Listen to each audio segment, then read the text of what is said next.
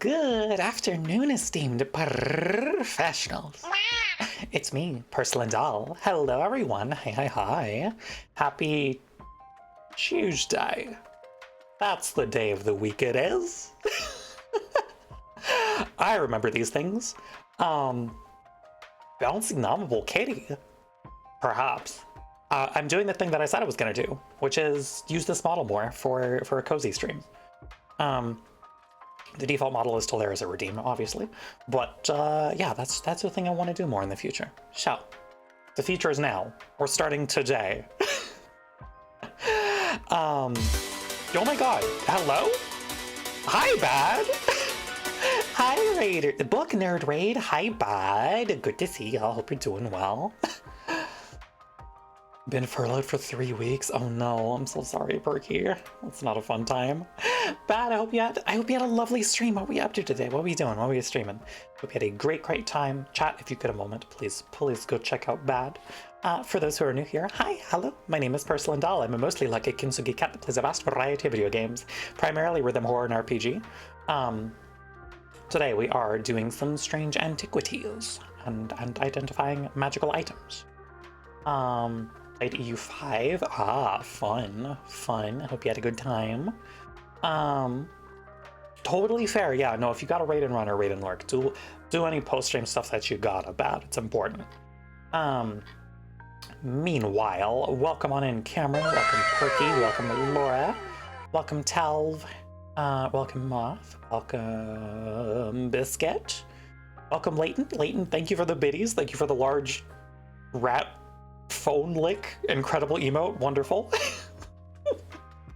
Hello River, hello Nexu, hello Chiaki, and hello Bad, and hello Mambina.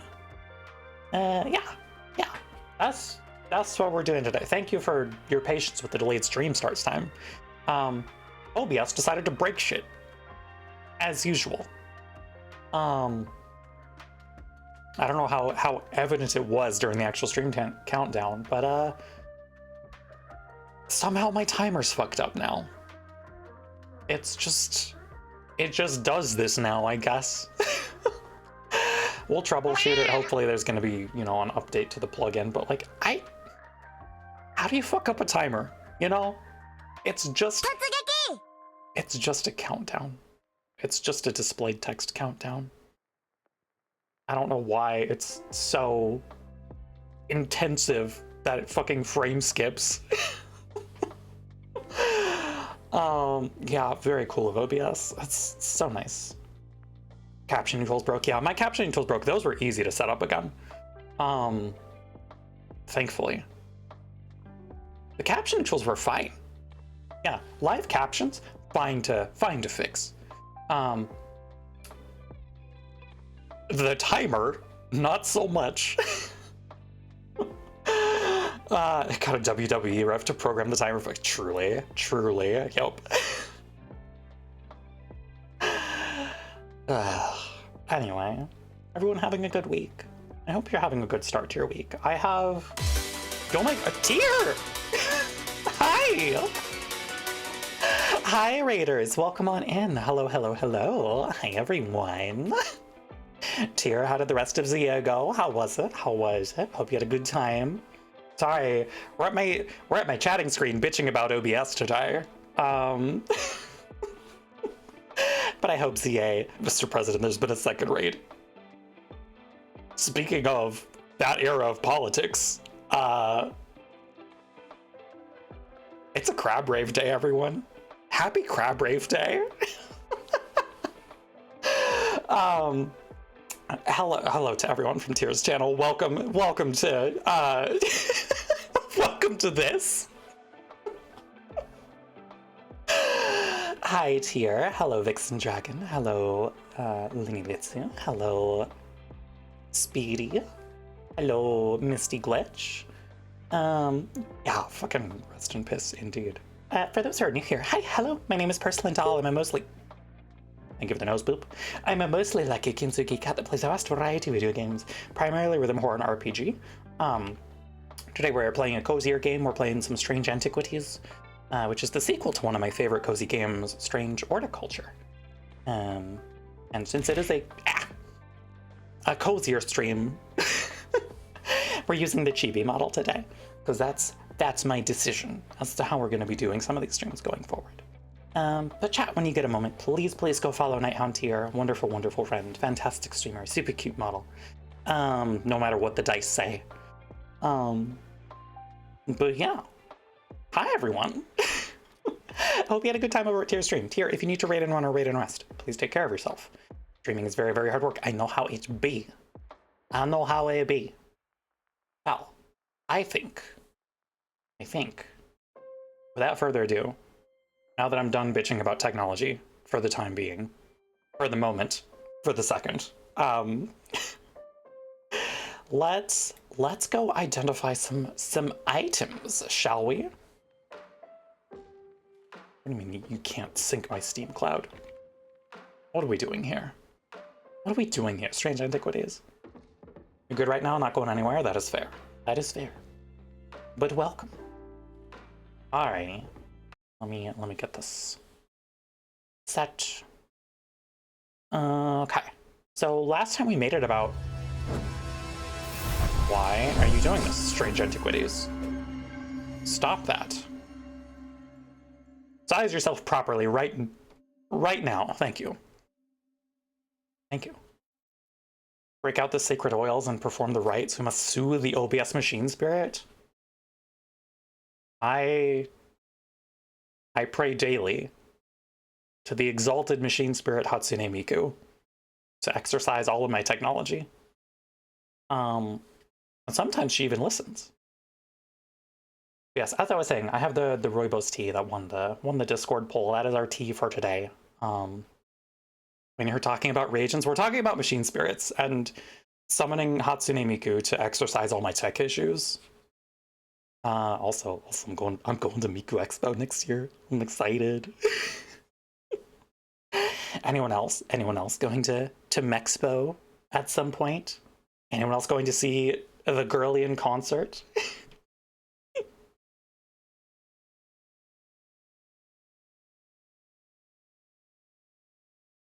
I know you're going to see Miku, Lena. You're going with me to see Miku. You're going to Miku? Hell yeah, Moth. Hell yeah. Sounds like I'm so excited. I went to the one in Denver last year, and it was an absolute blast. I would be tempted to go to the same one since your parents live nearby. Hell yeah. Hell yeah. It's a fun time. It is a fantastic time. I went very hard at that concert, and paid for it for like a week after, but I do not regret it one single bit. So,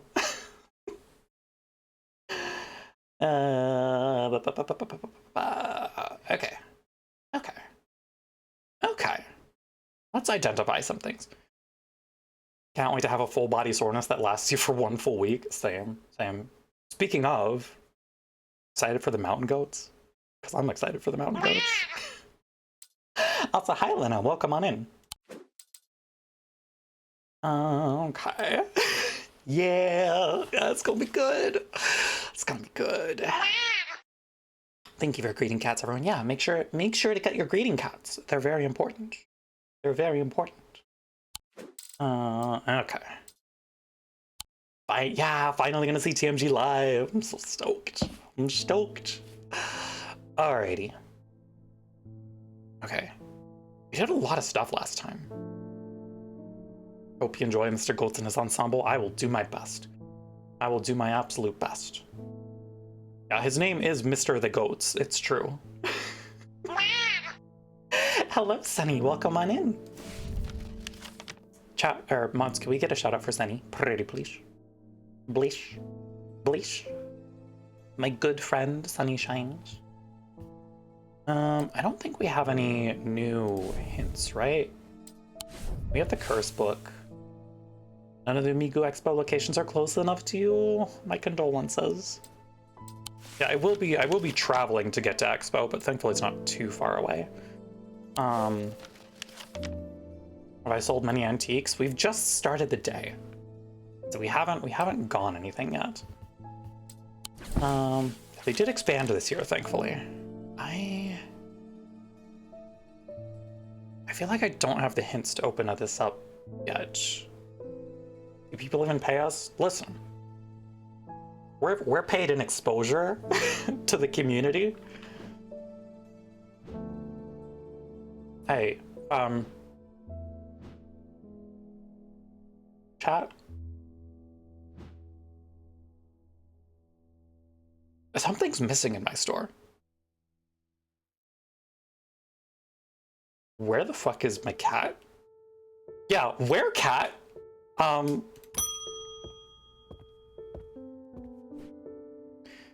My awakening ceremony takes place at the convent tomorrow. I will need a talon. Guess I gotta be the cat now, but where's my cat though? Thank you for the nose boop. Amphibian talon. Alrighty, let's take a look at our glossary. What are we looking for here? The League of the Amphibian Heart uses these items as part of its grim initiation rite. They guard their secrets closely, but it is said that they worship the ancient nameless gods, communing with them via the broken path. Acolytes must press the tip of a talon hard against their cheekbone to the point of drawing blood. They perform this act nightly for 49 days, 7 sevens, after which the scar will forever mark them. Thank you for the shiny sound. Also, hello, Strap. Welcome on in. Okay. Let's take a look here. Broken path isn't mentioned. Ah! Thank you, Cameron. Can't believe I'm being paid an experience in this internship, right? Our boss just left us here.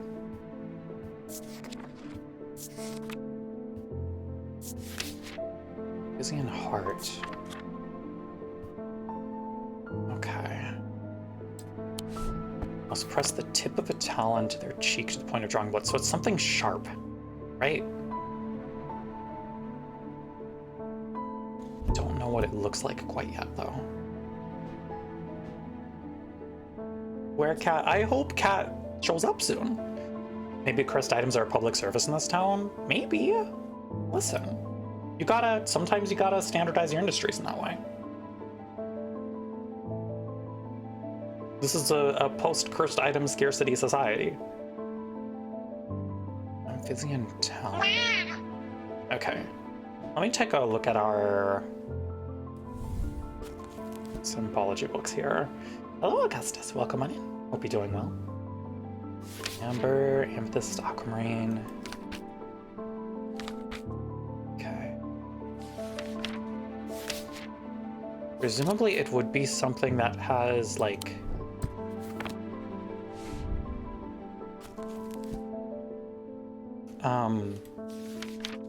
blood on it. I think the world would be in a bit more trouble if there's this many cursed shit just going around, but hey, look, they're all contained to my store. Rest well, Augustus. Have a good one. It's good to see you. Okay.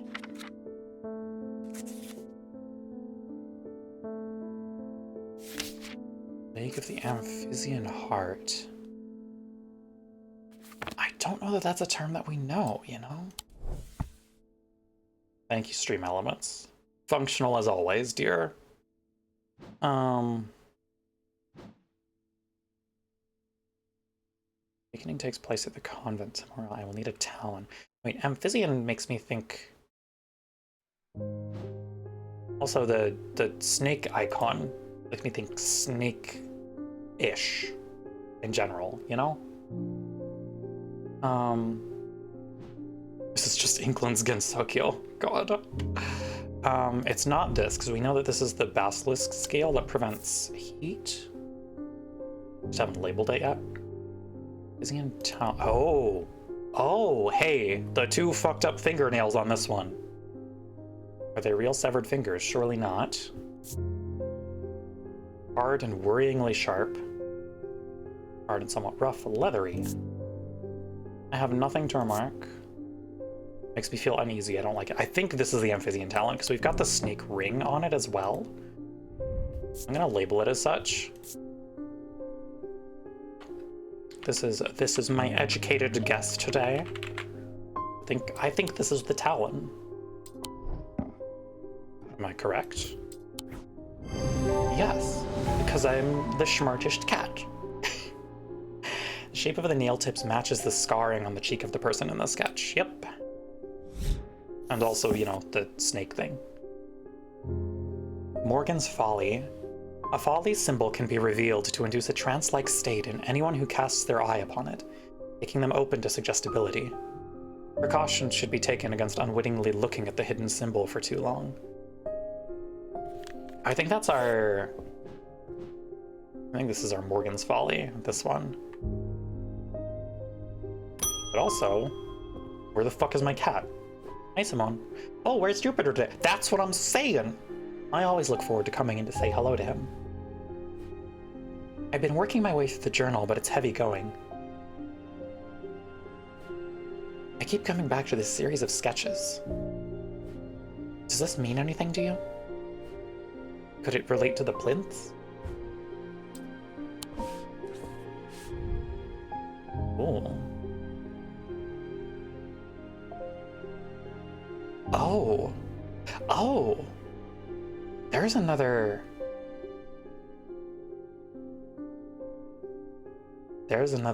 secret compartment then. These are thalamic fields. We don't have a lens to see them with yet. But I know that's what these are.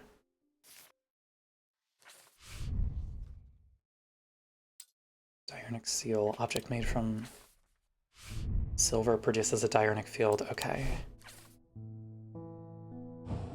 Yeah, we don't have the lens yet, you know? I feel like there's so much stuff here that I just don't have the ability to mess with yet.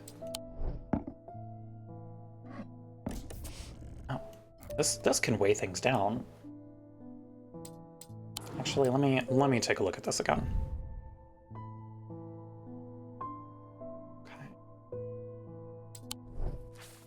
Okay. Yeah. Thalamic lens, which I don't think we have yet. Jupiter must be off on an important mission. I certainly hope so. Jupiter might return with new cursed item. Possibly. Quite possibly. Okay, this is cursed stuff, which I don't need. Do I have any way to identify a thalamic lens? Nope, not yet. Okay. Like the cats who steal things like garden gloves. Yeah, Jupiter just brings in a whole lens. Yeah, perfect. It's not this, is it? No, it's not. It wouldn't be. Huh. This is the sheep snap thing. I don't remember exactly what it is, but I don't know that we have anything that could be qualified as a thalamic lens quite yet. Hello, Bonnie Robertson. I've come back for that Corvin's Mite, and I'm not taking no for an answer this time. Hello.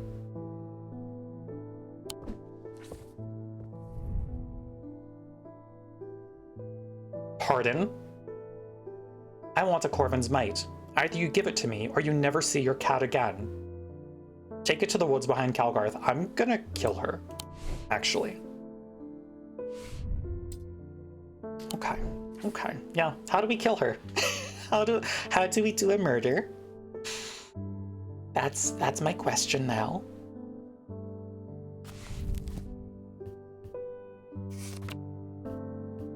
So I know what a Corvin's Mite even looks like. Eagle's Gift. Okay. Objects pay homage to the Bloody Queen's gift. Assassin's tool that makes use of Wixic power. Did we even label the mite? It has to be in our collection, right? Maybe it's this thing?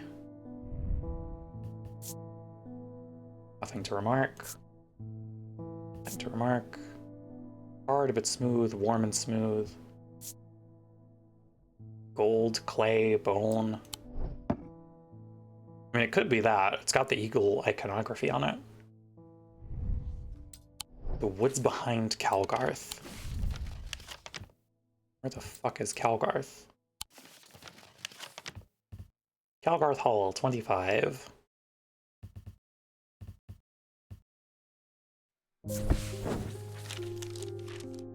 That's close enough, says a voice from the shadows. Give me the Corvin's Mite and I'll return your cat. I peer into the gloom, but I can't see anyone amongst the trees. I hesitate. I should give her what she wants, but then again, I am a thaumaturge. I don't always have to do what people want. Perhaps there's a better way to find out where Jupiter is. Good. Okay. Diverging hook or Corvin's... Isn't the diverging hook the fucking mind break item? Yeah. A diverging hook is a way to carve thoughts from the mind of another. If done with skill, the third party may have no realization that the thought was ever there at all. But it is all too easy to leave a mind in disarray. I said what I said. Even when approached with care, the unanchored thoughts are easy to lose track of. They have a single gemstone from each of the 3 thalamic branches. Okay. I think the diverging hook is... We're looking for something with 3 gemstones, right? 1 from each of the 3 branches. It might be this. orange, turquoise, and yellow-orange. Let me see if that's...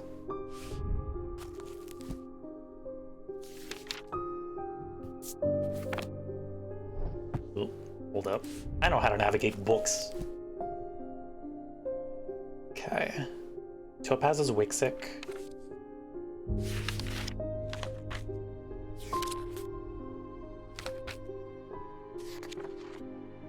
Turquoise is Triadic. And the amber is Diurnic. I think this might be our diverging hook. Let me see. It also has like the little crown on top of the head, which makes me think that... it. Let's see. Let's see. Are you the thing that'll let me... Yeah, there we go. Diverging hook identified. The item has a gemstone from each of the atomic branches. Amber from the diurnal, aquamarine from the celestial, and topaz from the individual. I mean, a fucking cat back. I focus my attention on the diverging hook, searching the woman's mind hurriedly for any thought relating to Jupiter. It doesn't take long for her to realize that something's wrong. She steps out from the shadows with an enraged look on her face and lunges at me, causing me to slice wildly with that diverging hook. Her feelings of anger flow through the hook into me and scatter. She stumbles forward, confused now, and I try again, this time latching onto a swirling image of Jupiter's face, and I cut once more. I learn instantly that Jupiter is safely stowed aboard the Mary Bell, and I back away uncertainly, feeling a complex mixture of anger and pity at the now placid woman in front of me. Sorry to be this girly, but this would fix me. Listen, perhaps we need the cursed item that simply removes the bad brain. Alrighty, is the Mary Bell in the harbor? Yes, 23. Give me my cat back. The Mary Bell is an old paddle steamer that hasn't been in working condition for many years. There's nobody aboard, or nobody that I can see at least, so I climb over the railing and start peering through grimy windows. Can get rid of the black hole where brain should be finally, truly. Let me get rid of the orb. As I approach the far side of the boat, I hear a desperate crying coming from behind a windowless door. I try the handle and it opens to reveal an unimpressed cat with mismatched eyes. Jupiter. He springs from his prison into my arms. I hold him tight to my chest and he rubs my chin with the back of his head, purring with delight. Yay! We got our cat back! Good. I'm glad. Okay, this gets to go on the completed document shelf. Also, can I... Good. Good. Immediately bothers the animal. We got our cat back. Thank you for the head pats, much appreciated. Alright, Wyatt Collings. I think I've been cursed. 2 weeks ago, I was quietly minding my own business in the guilty ram when a stranger came up to me. He handed me a book titled The Changes of Dr. Learmonth before leaving. Something about it intrigued me enough to take it home with me. Ever since I read the first page, I've been having terrible nightmares. They're getting worse. I spoke to Dr. Robertson and she sent me here. Oh. Changes of Dr. Learmont, right? That's what he said? Or Learmonth, okay. The Changes of Dr. Learmonth. I don't think Learmonth is mentioned in the curse booklet. Right? Noctic Sight, Tormund's Paralysis, nope. Okay. If there's any mention of it in here. Learmont. Let's check our index. Change. Hello, Power Pigeon. Welcome on in. And thank you for the 3 stream watch streak. Much appreciated. Learmont. Nothing. Oh.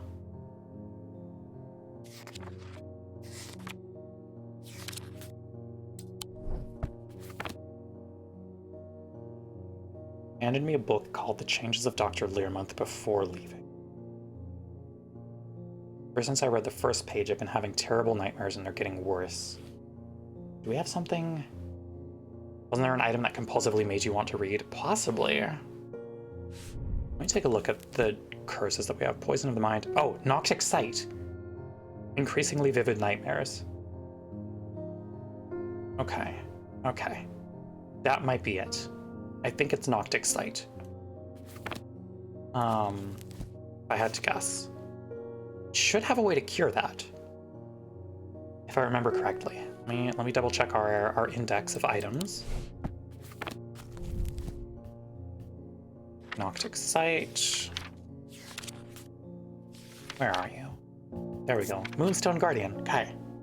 Wait, it's time to use the cat. I'm pretty sure it's the cat. Pretty sure this is our Moonstone Guardian. That's baby. Okay. You need this. Take this.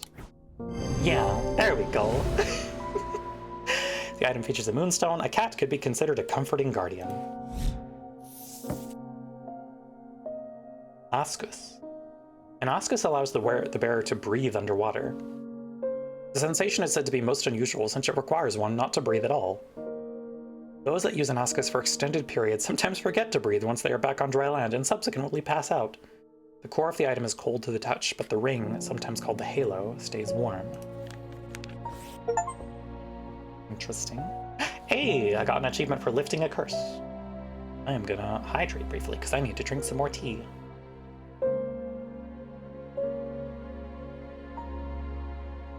That's just an item that casts manual breathing on you. And awareness of blinking.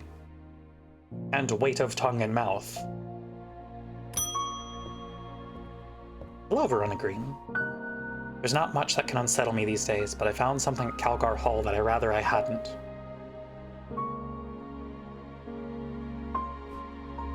In the cellar where I found those poor girls, I came across a bubbling black mess that was oozing from the rock itself. Is that my wandering shroud? I need that. Seems there's a sickness in Undermere. It's in the earth and the water. It's spreading. I suppose it falls to me to find out where it's coming from. If it's underground, then underground's where I'll start. See if I can find anything in the catacombs. I realize now that I've been a little careless. Also, hi Jets, welcome on in. I've been getting headaches. Mods, can we get a shout out for Jets, pretty please? I won't go into the catacombs without a sextrum. Okay. What is that? What is that item? Protects against insanity in all its forms. These items, like the mind itself, are not well understood. Okay.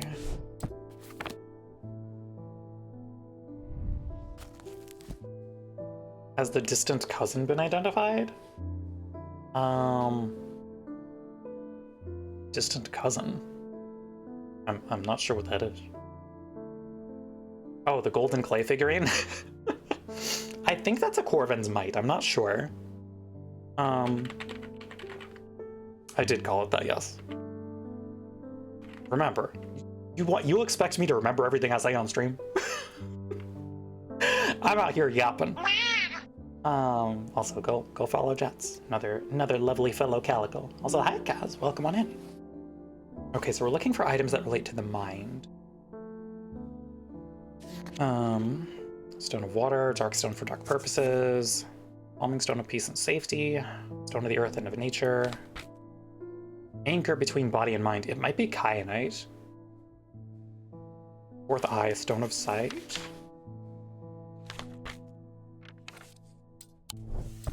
I imagine it could be this. Because we have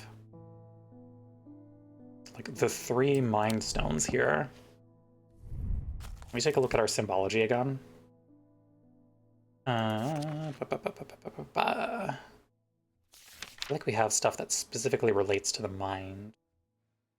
Gold relates to the sun, which is diurnic, which might also be mentic. I can't fully recall.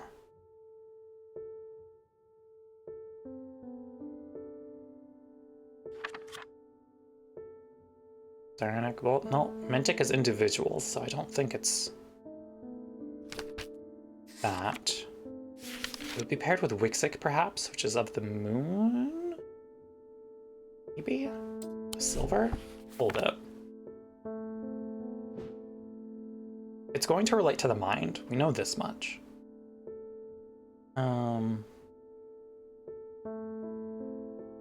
Sextrum. See, I hear that and I think 6, which makes me think of this. Blue gemstones. Do we have any other blue gemstones in the thing, though? That's the question. I think it's just the kyanite. We have the aquamarine, but, like, those feel darker to me. I think it's this. I think this is our sextrum. Let's see. Let's find out.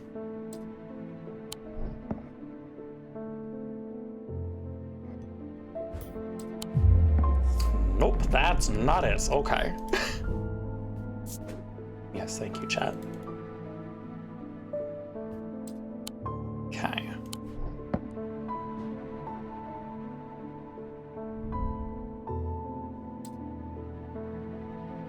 Made of tin, which is not related to the mind. Perhaps we're looking for something that is, like,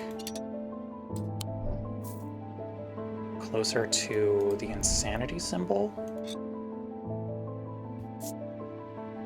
Staring at the symbol makes my head swim. Don't think it's that. That's the, like, hypnosis item.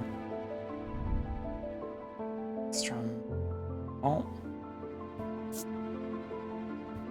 Green gemstone. Raised detailing. Nothing to remark. Oh, wait. Polished. Bronze and turquoise. I think it might be this. Are you it? Is this the sextrum?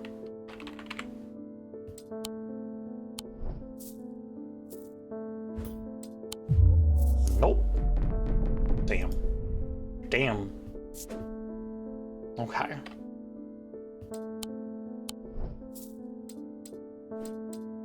So, let's go over our hints again.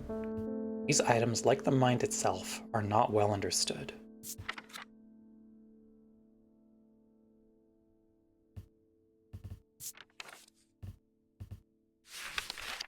Protects. Is there a penalty for guessing incorrectly? Yeah, so we have a little sanity meter right here. If it maxes out into the red, our mind breaks, and we gotta play dice to win it back. Which is great.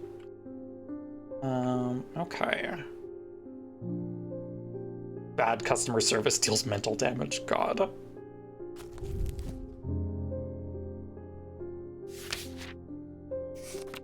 Looking for stuff of the mind. Looking for protection. Maybe protection and then insanity symbols are what we're looking for here.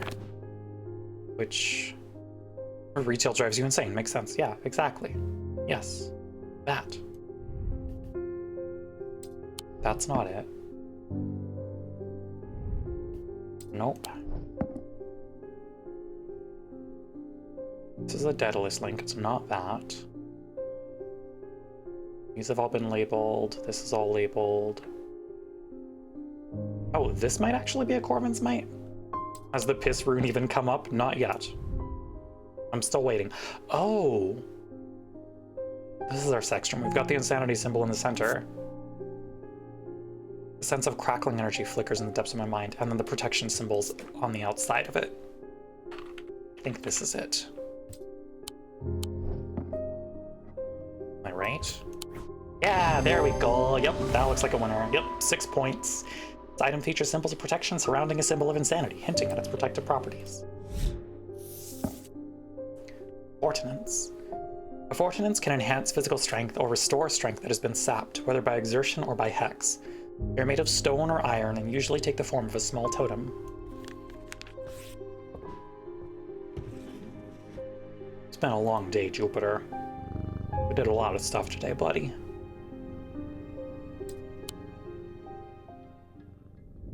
End of day 9. He tried to use that diverging hook on his partner as he had done on himself, but he could find no part of him that had not been taken over by the infection. His partner's hands ripped at the satchel, tearing it open and sending the black casket tumbling out.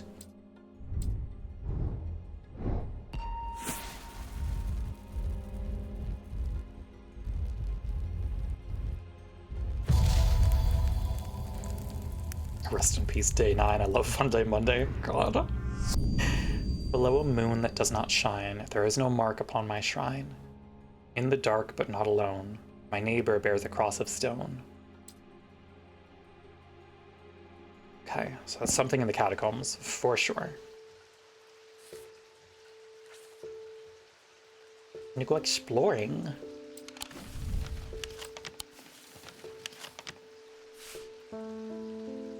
Below a moon that does not shine, there is no mark upon my shrine. In the dark, but not alone, my neighbor bears a cross of stone. This one? Is it you? Yeah, because I'm the smartest cat. I find the blank tombstone without too much trouble, but there is nothing else here. Feeling foolish, I begin to make my way back to the surface when suddenly I see it, tucked away in a natural crack in the rock wall. A stone totem. This is what I came for. Hey, I got a new thing. Nice. That might be the thing that we literally learned to identify yesterday.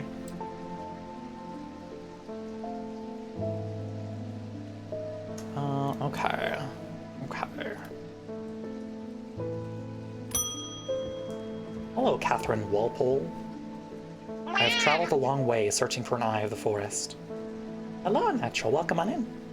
I have read stories of the Dreher of old who would hunt in partnership with an eagle, seeing what they see, soaring on the wind. I intend to rekindle this lost custom. Perhaps you know something about it?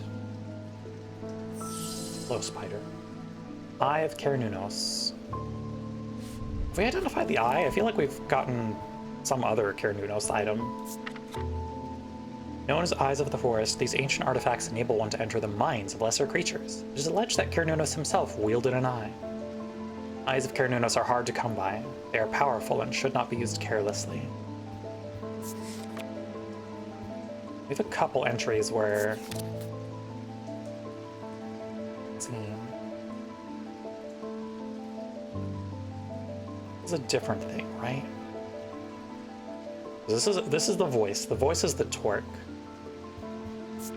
I wonder if the eye is something else. Let's take a look at any other depictions that we've got here. Okay, nothing there. Eye of Cernunnos. Oh, well. If I had to guess, I would say it's this. Let's see.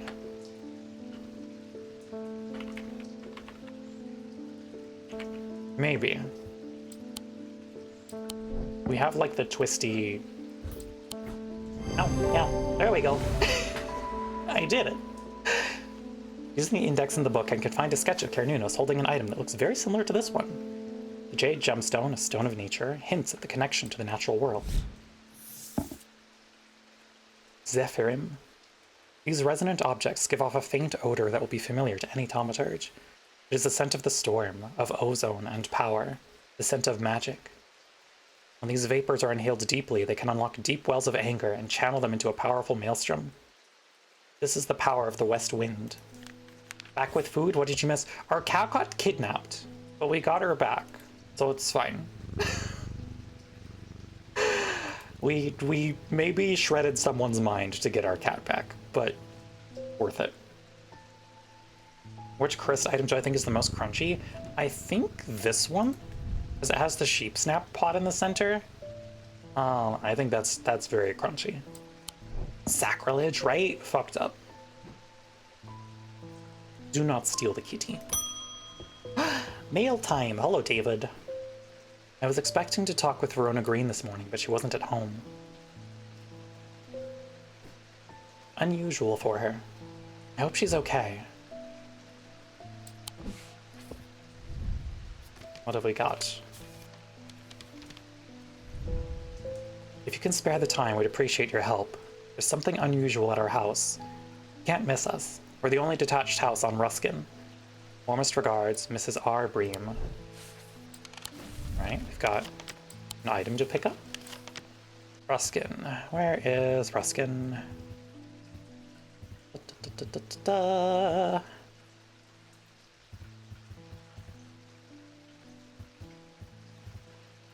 I blind? Yes, obviously. Church, King Edward's Pine, Woodcutter's Lane, Fairman's, Woodcroft Princes, Ruskin, there we go, the detached house on Ruskin. I am greeted by a tired, middle-aged woman who immediately offers me tea. I gratefully accept, enjoying the social ritual before I meander towards the point of my visit. She leads me up the stairs and into the attic. A single small window does little to dispel the gloom, but our eyes slowly adjust. Then we hear the voices. At first, I think it's the house creaking in the wind. Soft, murmuring groans that seem to come from the walls itself. Then I start to feel as though a conversation is happening, too quiet to make any sense of. Are you a wandering shroud? Is it finally time for me to get my wandering shroud? Let me take a look.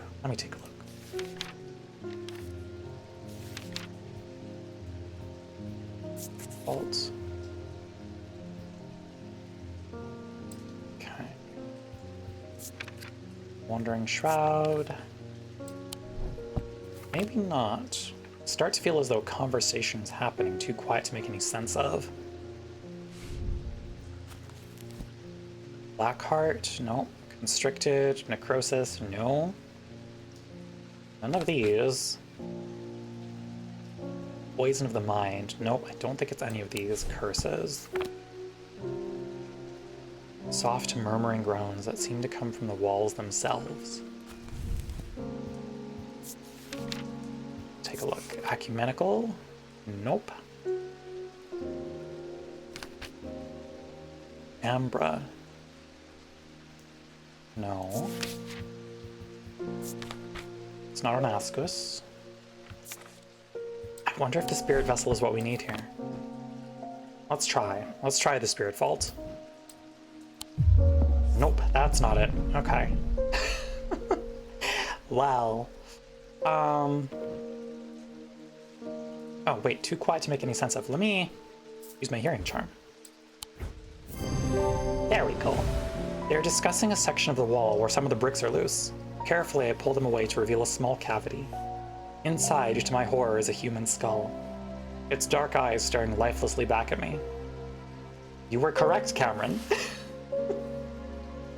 At the insistence of the voices, I reach inside the cavity and my hands close around an unusual-looking item. Immediately, the voices fall silent, and my heightened senses are left with a whooshing drumbeat of the blood being pumped around my body. Oh, great. A fun item. Nothing to remark. Raised detailing, smooth. Nothing to remark. Bronze and green gemstones. Okay. Put this in our completed tab. Hello, Grenville. My father's sword has a space in the hilt where a shimmer should go, but he sold it to buy whiskey a long time ago. For whatever reason, he never did sell the sword itself. I wanted to restore it to its former glory. Oh. I see. take a look at this. I think we haven't... We've heard of the shimmer before. Armor worn by the Knight of Thorns. These belong to a series of objects that were designed to slot into weapons or armor. They induce calm rage in the face of the unimaginable horrors of battle, allowing the bearer to stay one step ahead. The Knight of Thorns famously wore a shimmer on his chestplate, and save him from being slain in the Battle of Southerfall of 1356. I think we have to look for something that fits this slot, which makes me think this. Possibly. Something that sort of matches that. Could be that, you know? Are you a shimmer? No inner perception stuff, but like... It does appear to be an amulet similar in shape to that.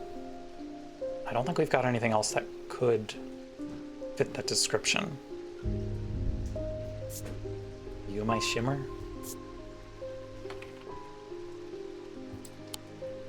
Let's see. Let's see. Yay! Got it! Looking very chibi today, very cute. Thank you, thank you. I've been meaning to use this model more for cozier streams, so I'm making good on that. The pendant would fit into the slot shown in the sketch. The topaz and obsidian gemstones hint at calm rage, whereas the malachite suggest foresight or staying one step ahead. Babelia. The meaning of the unusual markings on the Babelia is not clear. They resemble a metic field pattern, but the items themselves do not produce a metic field. They can be used to aid with translation of foreign texts, although they require some skill to make full use of. This ability does not transfer to spoken language. Interesting. I hope you're doing well, Hawthorne. It's good to see you. Freddie Lamb. I work at the steel mill in Keswick, and I don't think there's a one of us hasn't suffered a nasty burn. Do you have anything that can protect against that sort of thing? I do. I have the Basilisk Scale. Which I'm blanking on the name of right now. But I will look it up in my book. Get it properly labeled. Cyrene Ward. That's the thing. Okay.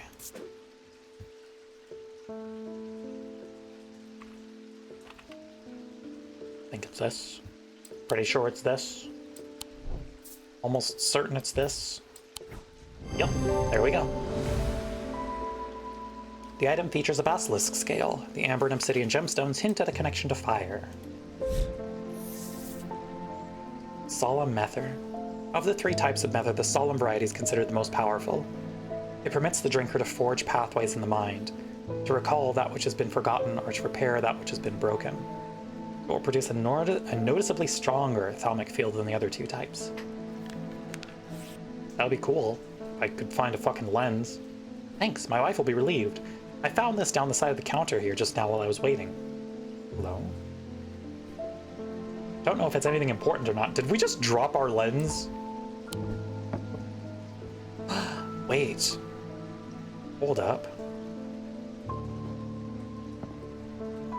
This is the final tile.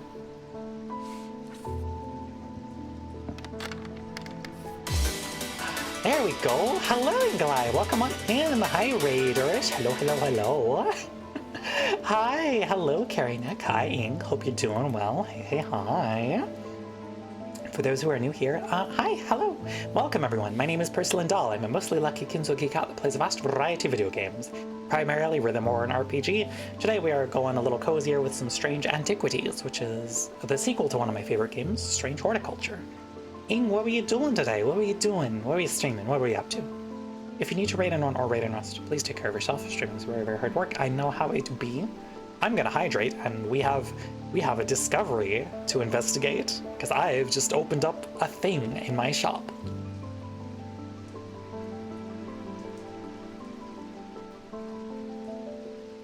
Alrighty. Heard good things about Strange Horticulture, but haven't played it. I really, really loved it. It was a very, very good game. Doing Hades 2 today. I hope you had a good time with it. Doing Hades 2 blind, came over because the game looks interesting to chill and watch after stream. That is very fair. Very fair. Alrighty.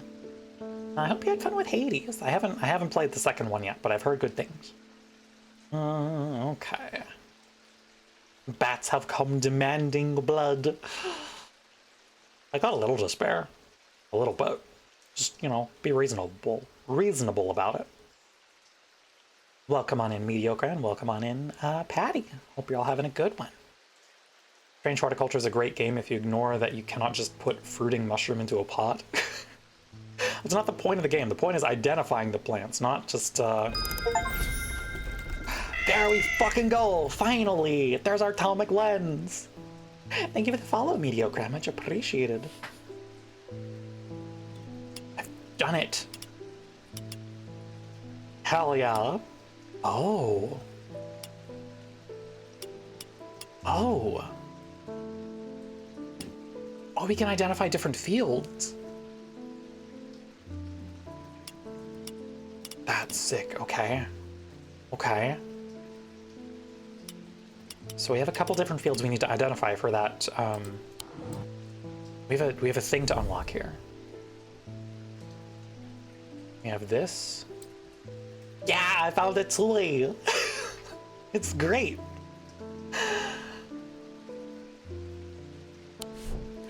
Okay, okay. So let's identify what our grab our symbology real quick.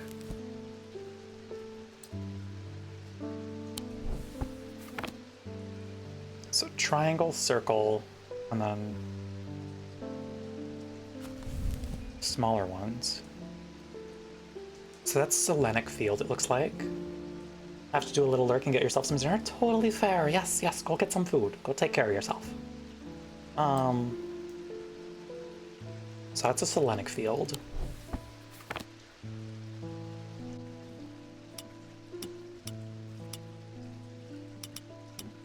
And then if we reverse the position of these,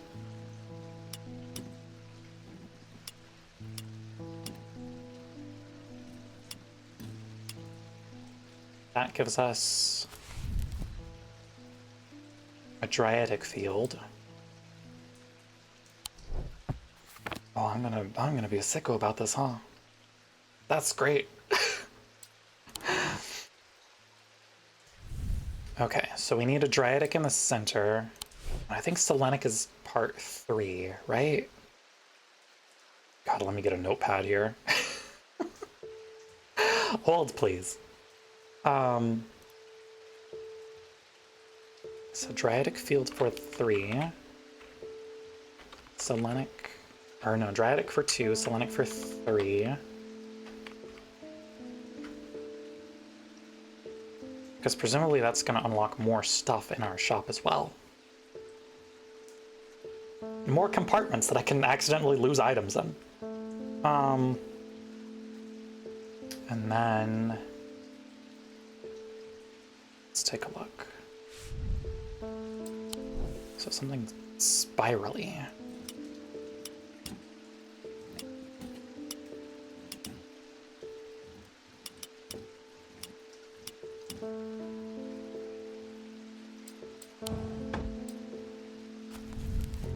Let's take a look. So we have Dryadic. We have Selenic. Diurnic is going to be... Well, no, it's not Diurnic field. We know what a Diurnic field looks like. A Diurnic field is... this thing. That's not what we need. We need something spirally. So it's not going to be Diurnic. Let's take a look. You have a question? Certainly. What is your question, Tier? So we've got the circles with... Okay, so larger circle up top, small circle at the bottom, and then... triangle.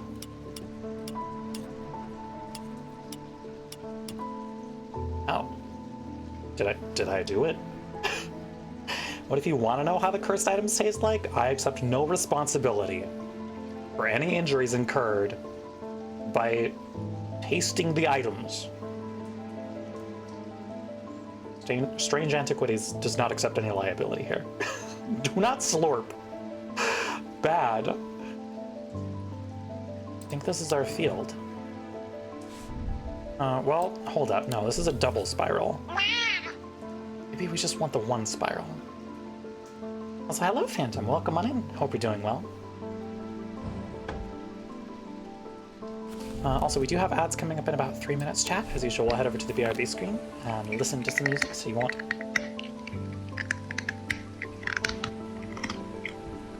miss out on anything while ads are running. Thank you for Crunchcat. Thank you for the headpads. Not Noctic. Could be Mentic. Need the diamond. Nope, it's not Mentic. Which means it could be Wixic. Just need to reverse the positions of the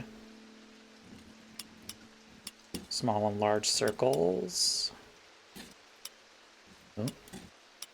No, it's not that. Okay, maybe it is Noctic. Huh. Asked a goldsmith streamer which metal or gem tastes best once, but they were super boring and serious with their answer. No. I'm sorry. I'm sorry. Yeah, so maybe it is a Noctic field for the first one. Because I feel like we've checked all the others, you know? Thank you for Crunchcat. The answer may surprise you. It's lead. It is. It is, in fact, lead. That's part of why lead was such a problem, is because when it was used in, like, cookware and stuff, it did impart a nice taste. That also kills you. So. Okay, so our first field is Noctic. Yep, sugar of lead is a real thing. It's true. Okay, so these are... Okay, so base shape is for the discipline. So triangle is for celestial. Diamond is for diurnal. Individual is the little rhombus thing. Yep, lead, white, and makeup is a thing. Shout out to the Apothecary Diaries. Noctic, so large circle up top, small circle at the bottom.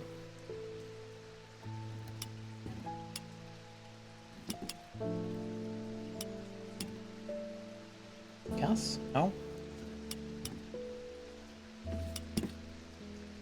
Hold up, what am I missing for Noctic? Oh, circle, there we go. Okay. Alrighty, we have ads starting shortly, so I'm going to take us over to the BRB screen, play some music. Be sure to get up, stretch your legs, grab some food and water if it's been a little while for either of those things for you. I will see you all in approximately 3 minutes on the other side of ads.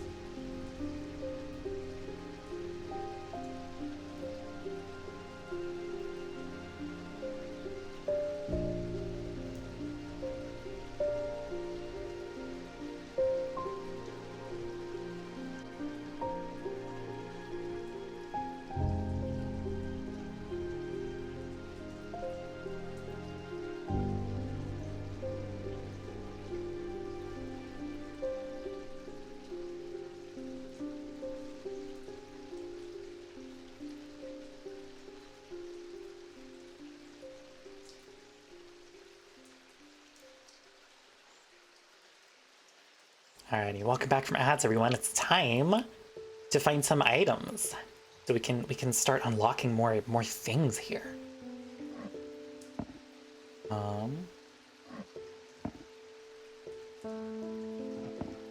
This does not produce that kind of field. Yummy, cadmium red. Yeah, yeah, items time. So we need. Looking at my notes. Noctic field, a Dryatic field, and then a Selenic field.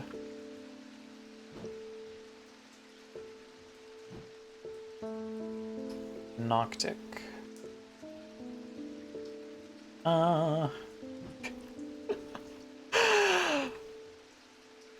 Thank you, cadmium colors. Yeah, yeah. I will carry on, Moth. Shoutouts to Jamie Page. Okay.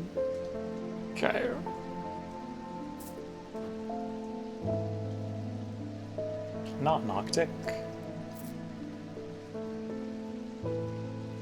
Trying to think if I have an item that I know off the bat is Noctic. Like, I don't think I do. This produces a Selenic field, though.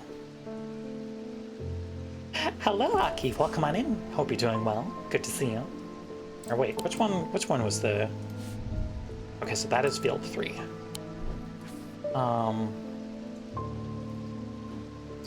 Dryatic field. What does the plant produce? Nothing. Damn. Damn. Can we get a shout out for Aki? Pretty please.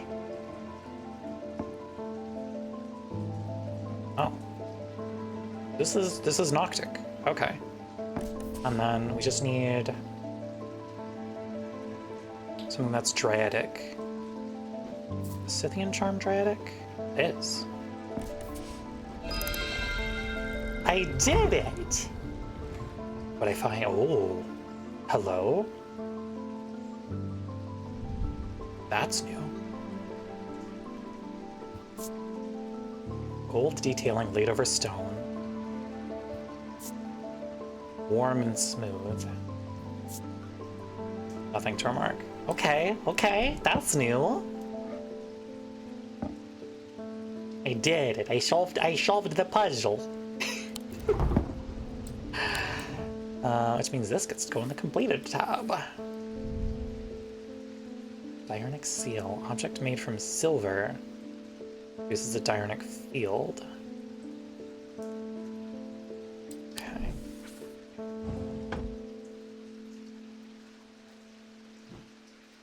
Let me see if I have anything that produces a diurnic field, actually.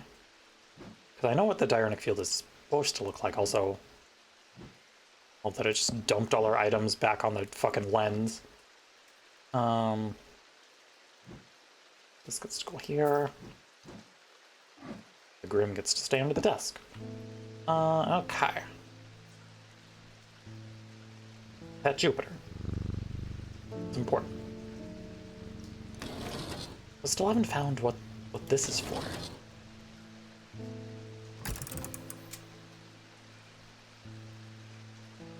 Oh, hello.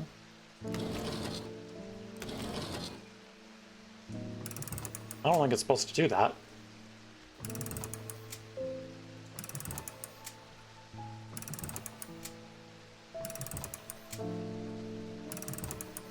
You're very welcome. I hope you're having a good one so far, Aki.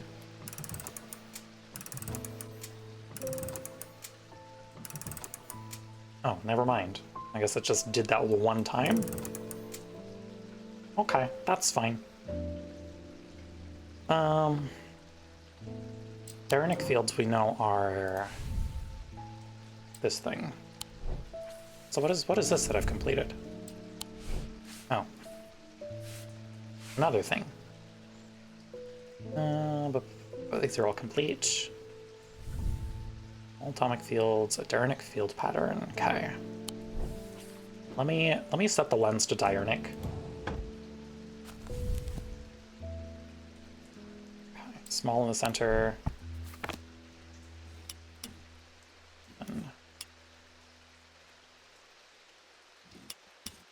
There we go. There's our diurnic field. Um, is this diurnic? It is not, actually. Okay. How about you? Are you diurnic? Nope. I'm pretty sure that's how we get into the vaults, is with... is breaching it via a diurnic seal. The Scythian charm is Draidic, so we're not using the Scythian charm. Is the Daedalus link? Nope. Also Selenic. Do I really not have anything that produces a diurnic field? Interesting. I feel like I must. I couldn't tell you what.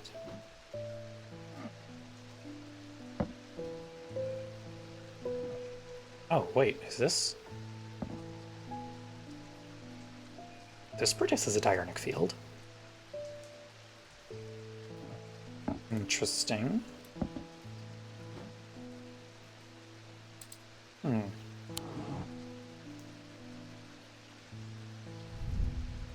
Diurnic seal.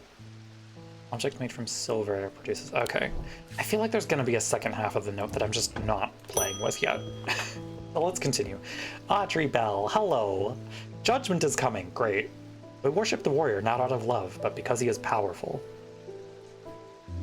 Because he demands our fear.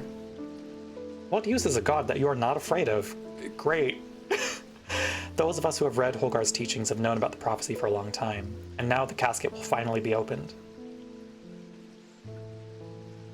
That sounds bad. I don't like that. It contains his final lesson for those who will not kneel. It contains his retribution against the sinful. It contains his divine rage. My preparations are underway to celebrate his wrath and prove our devotion. For now, a veiled fen is all I require. Okay. Use it responsibly. You crazy kids have fun. Brightly colored in the light, but it clouds over after a short period in total darkness. Used to command attention from individuals or small groups of people. Public speakers use them as a substitute for charisma. Okay. Oh, I wonder if this is...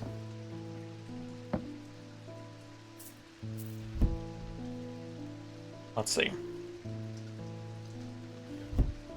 Yep. There we go. Okay.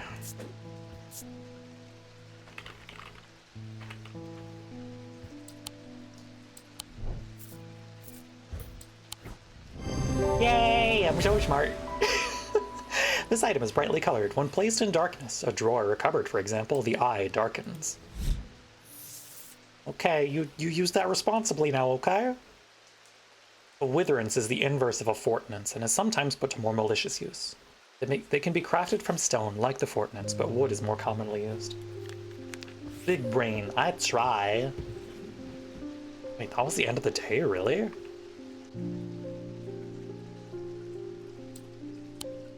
Okay. End of day 10.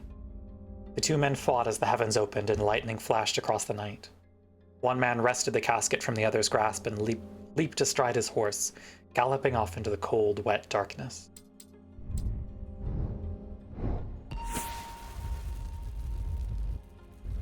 Sorry, what's our item clue for today? What have we got? Oh, a triangulation thing. I see. Okay, okay. Let's pull up the map, shall we?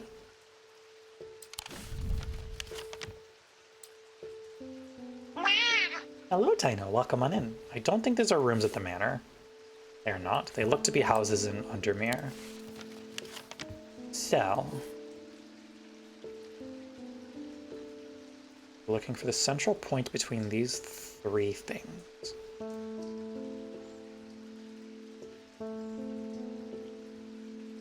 Let's see.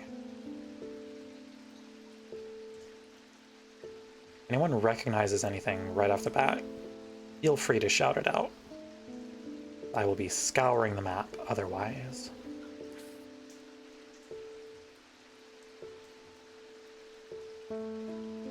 Let's take a look. Oh, hold up, there's this. I think, yep, this is our top point of the triangle.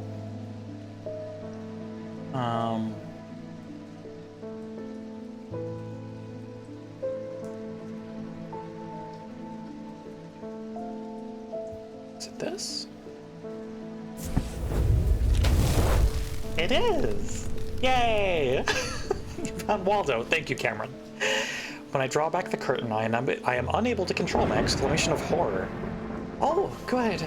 Behind the dark red velvet is a silent, squirming, seething mass of eyes, all shiny and wet and alive.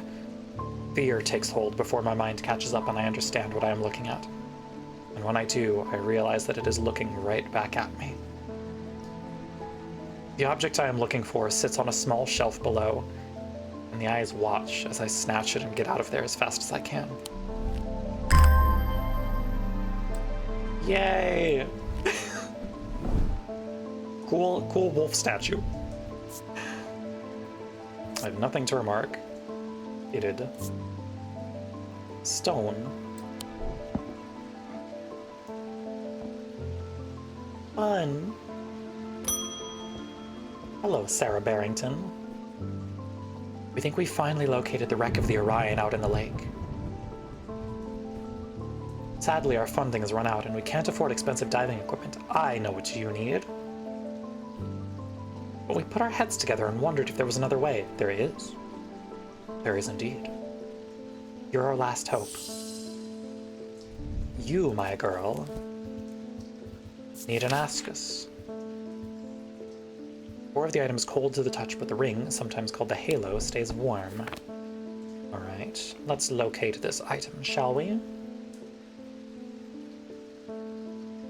Core is cold to the touch, the ring stays warm. I'm curious as to what it could be.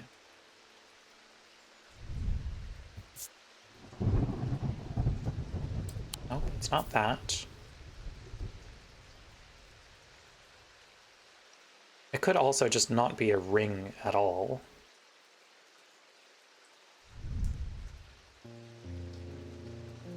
Hard but smooth. Warm and smooth. I feel like that's still our Corvin's might, though. Intricate detailing.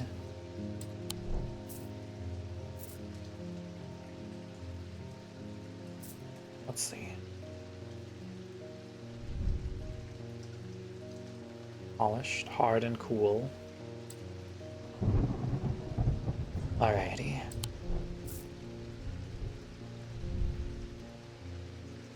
Did raise detailing. We're looking for temperature differences here. Raise detailing, smooth. It's not that.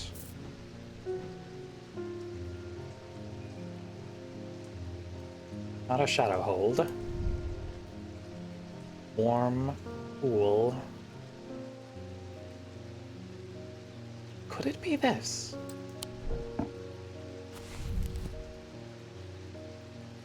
Core of the item is cold to the touch, but the ring, sometimes called the halo, stays warm.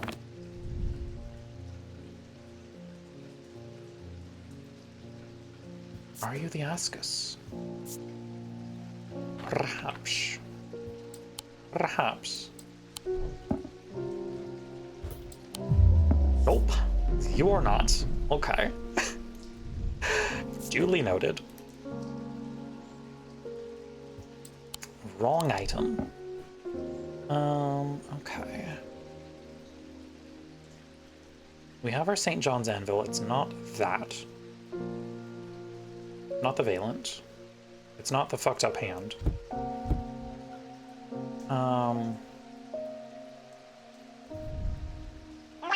Polished. Cool and smooth. Hello, Hedgie. Welcome on in. Hope you're having a good day so far.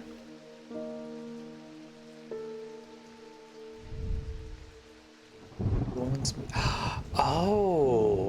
It's this. This is the core, this is the halo. Okay. There we go.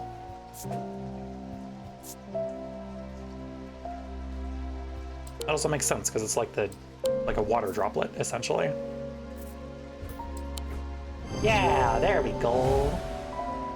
The item has a ring. A closer inspection reveals the ring is warm, whereas the rest of the item is cold. Gaudian Siren. Although these are similar in form to Telemic needles, Gaudian sirens serve a very different purpose. They create a strong compulsion, like a siren's call that can be used to divert attention. I see. Also, do I have... I feel like I have an entry for Atomic Compass that I haven't... Oh, never mind. Never mind. Hello, Rowena Hardwick. I'm close, but I need more power. I need St. Cedric's thunder, and quickly, while this storm's raging. Gaudian ADHD be upon you, God. Alrighty, this is the one that smells of ozone. Yep. Okay. Oh, wait, no. St. Cedric's thunder is a... Okay. Right. A different thing. Placed on tops of mountains to charge them during storms, gemstones can be used to prevent the charge from waning over time. Can be used. Let's see.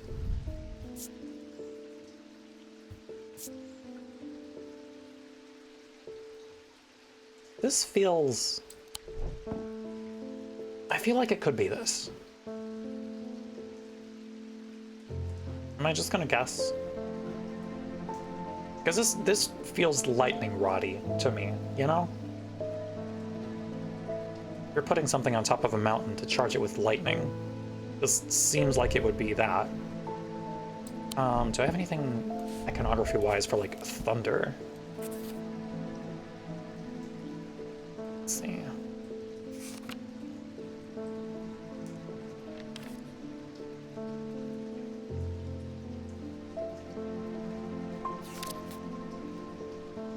We have lightning, we have storm. We do have thunder. Oh, wait. Is this it?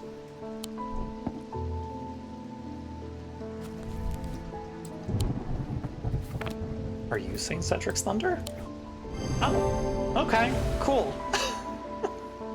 A symbol of thunder appears on the clasp. Amethyst gemstones, stones of containment, can be used to prevent the charge waning. Atomic needle. Atomic needles are controversial items that are rarely used. They can reach into the mind of the recently deceased to give an impression of their thoughts before they died. Curiously, the weight of these tall items decreases when heated.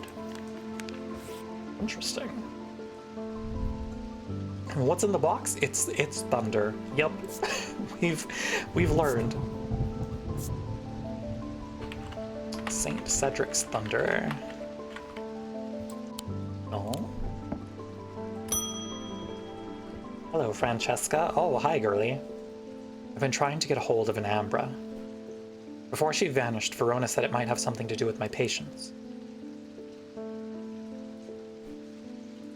It almost slipped my mind, but then I remembered that there's one right here in Strange Antiquities.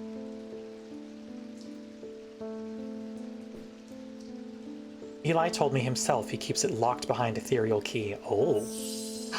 Oh, it's one of our fun forbidden items. Neat. An Ambra. These items cause mental fog, a withering of intellect and thought. They are slow to work, requiring several hours. Okay. They produce a Noctic field. You remember what the Noctic field looks like? Noctic is... I wish there was a faster way to just jump back to the... Okay. Large circle on top, diamond, small circle on bottom.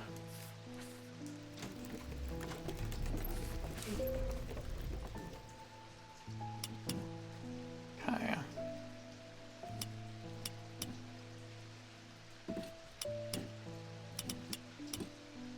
Right. That's Noctic. I'm not insane. That is Noctic. Okay. It's one of these. It's not this one. In which case, I think it might be this one.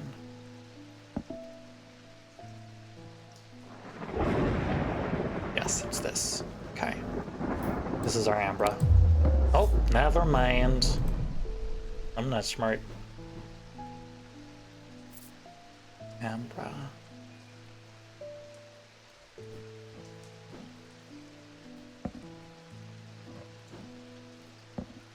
Is this not? Does it produce a different field? Am I insane? But this is a Noctic field. What am I missing here? I have nothing to remark. Nothing to remark. Textured.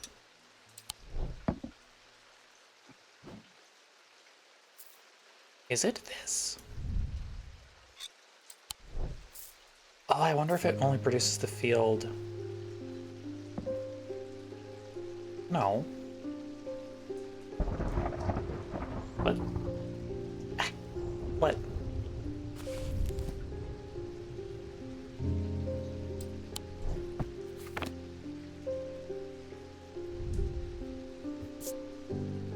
Staring at the symbol makes my head swim. Okay. Oh, they are slow to work. Prolonged use. Okay. It is still something from the forbidden section, though. Let's see. Standing orb thingy. This is a sheep snap pod, though. This is just a this is a plant. I don't think it's this. Umbra. You. It could be this. This produces an Octic field. And what is this symbol that's running along the side of it? I think this might be it. Well, no, that's confusion. Well, paralysis. Hold up. That's not what we want. Mental fog. Oh, wait, hold up. We have the symbol for confusion. It's this little... that thing. Which means it's this. This is our Ambra. Yep. There we go. There we go. This item is a symbol of confusion across its face, which matches the description of causing mental fog. Produces a Noctic field when viewed in the atomic lens. Okay. Pit. The three different elements that make up a pit allegedly represent the earth, the sun, and death, or darkness. The Dryadic, the Diurnic, and the Noctic. These energies balance in such a way that the objects do not produce a recognizable thalamic field. They can be directed to emit powerful vibrations capable of cracking solid rock. Wait. We could use that to get into the vault, maybe. Okay, this is our Ambra. This is not to be overused. Do I have any items that just don't produce a field? That's the question.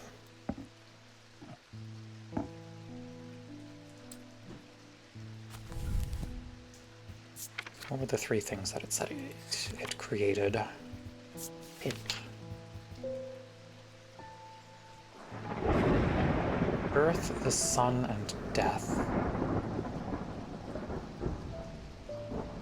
I've been in the same room with the Amber for days now. Yeah, but I haven't been looking at it. It's fine. That produces a field. Looking for something that makes no field. So I think I'll set the lens to a blank setting. Look for something that doesn't fuck with it. Nope. Specifically looking for something that does not create a Dryadic or atomic field. It's Diurnic.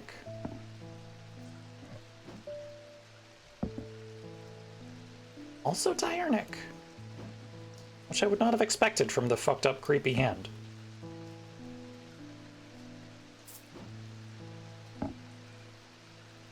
Noctic. with the shutter open, but it's fine. It's fine. I don't gotta worry about that. I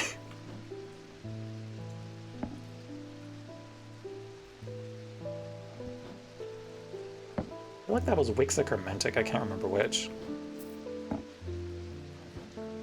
Selenic.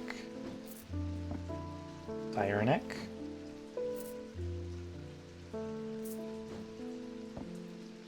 Noctic. Something that makes no field whatsoever. I mean, this doesn't, but it's also not that, I feel. I feel like it's not at the compass, you know? Hellenic. Dradic.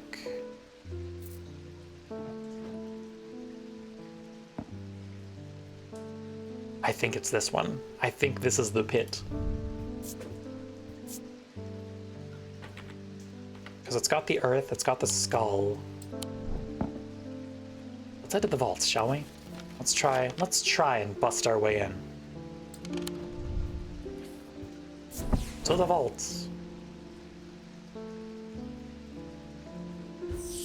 Atomically sealed. Well, this cracks stone, so maybe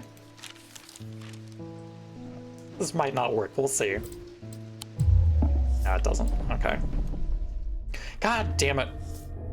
Okay. A deep fear has taken root. I must break the hold it has over me. Fine. Fine. See how it is.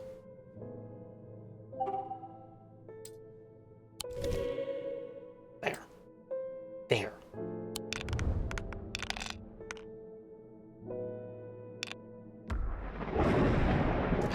Okay. Nice. Now we just need 2 cats. We need 2 cats. Okay. I have 1 cat. Give me another cat, please. Thank you. There we go. My mind is perfectly healthy. Not at all shattered.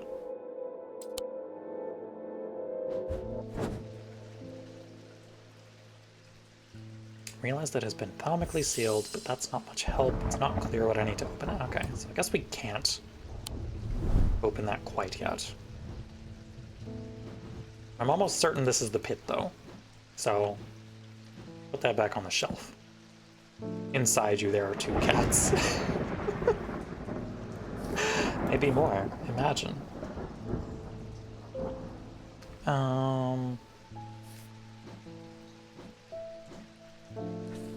One is small, the other is gremlin. Okay. I don't think we have anything to... I don't know that we can break the vault seal quite yet. Hello, Bonnie Robertson. You. I know you from somewhere. I don't remember why, but the shop was important somehow. Oh yeah, we broke your mind. Sorry about that. I'm sorry, I know I'm not making much sense. I haven't been myself. I'll leave you be. Yeah, you tried to kidnap my cat. Fuck you. Good luck, girlie. Hello, Peter Leland. They found some poor soul washed up on the lakeshore. An older lady by the sounds of it. Wait, did Verona die? Drowned. That's not the worst of it. Her eyes were all black, just like those others. I'm not taking any chances with the water around here. I'll take a bones guard. Hello? Do I have one of those? Oh, right. The poison thing. These objects bear the mark of the antidote.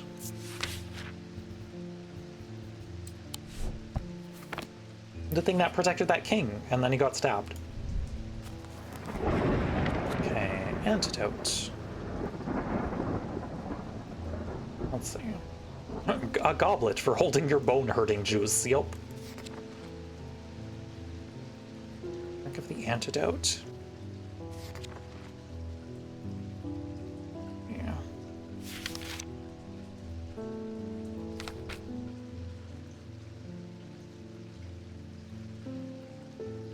What What is the mark of the antidote?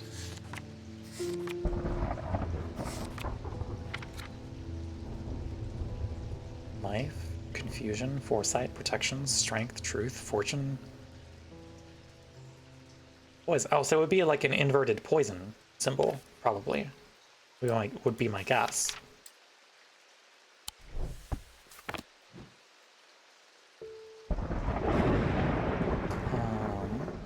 Let's take a look. It's gonna be something small, because it would have to fit inside like a cup, right?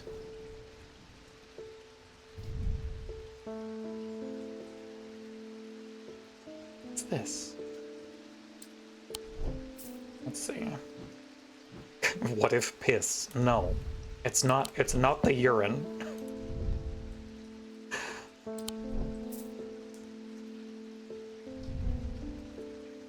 Okay. Are you the Bone Guard?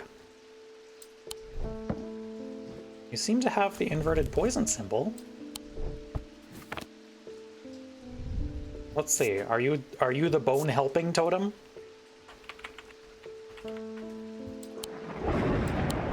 Is the funny dog this? Yay! Oh god. Symbol resembles the symbol for poison rendered upside down with a line under it. It can be inferred that this is the mark of the antidote. Okay. Okay, game.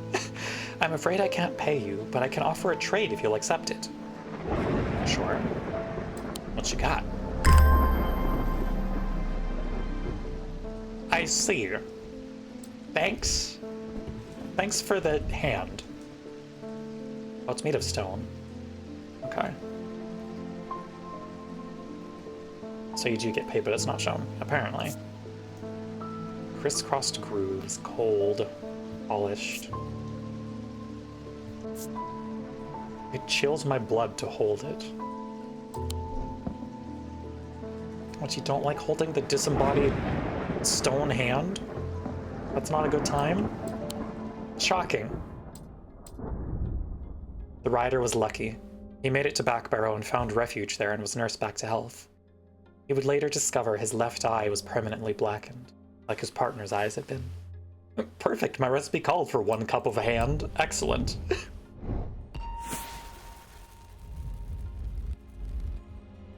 Let's see. This looks like a sun symbol of some variety. What's our clue? To my left the day, to my right the night. Okay, so we need something in the catacombs again. Take me to the catacombs.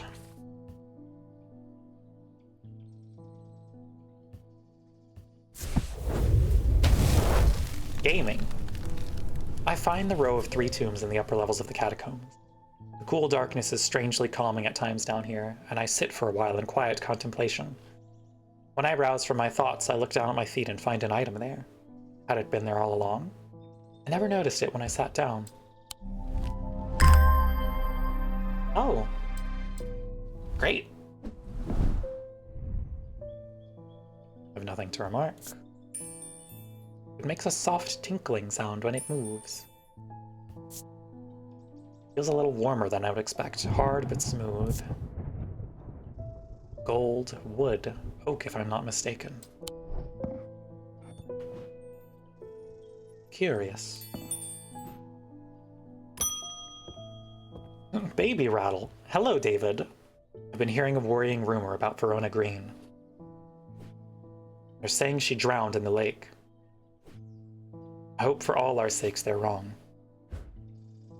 Me too.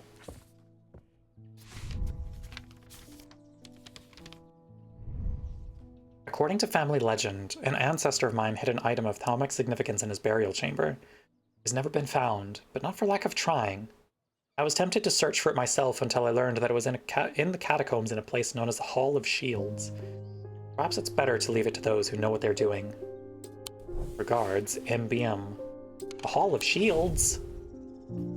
I could go down there if I had a wandering shroud, but I don't.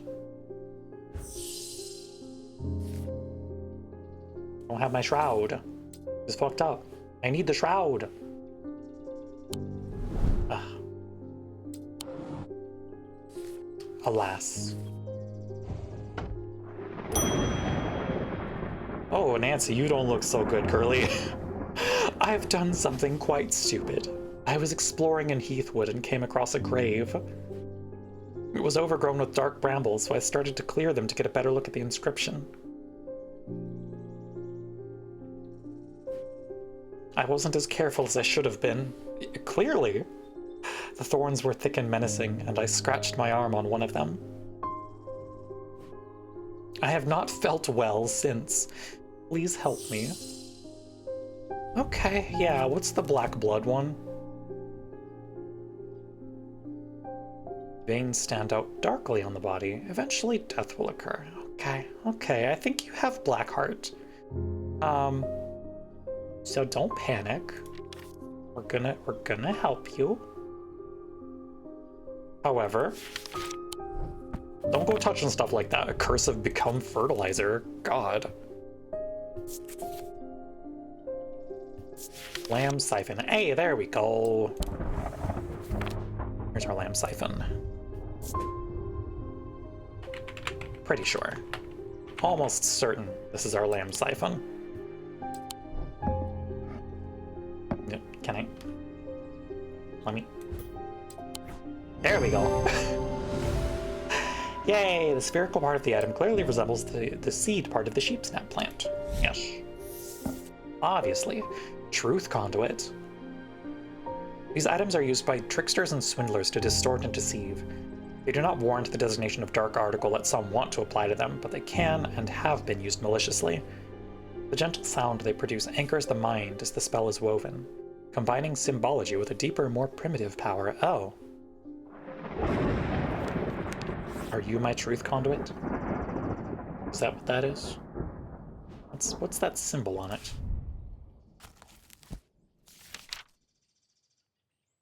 Oh yeah, deception. That would be a truth conduit.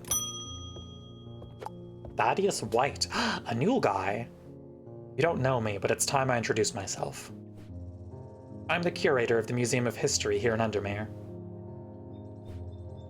Eli and I have a complicated relationship. Don't all siblings? I don't tend to come by the shop much anymore, but I heard he had left town for a few days.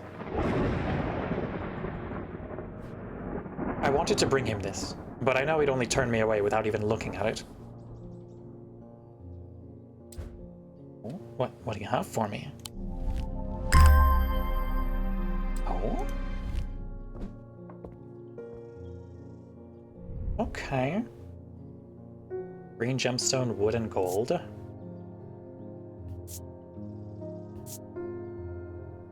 It takes great effort to tear my eyes away. Interesting. That seems dangerous. Hello, Simone. Jupiter, yeah, my cat's back. Thank goodness you're safe. I was worried about you. I hope my mother is okay, too.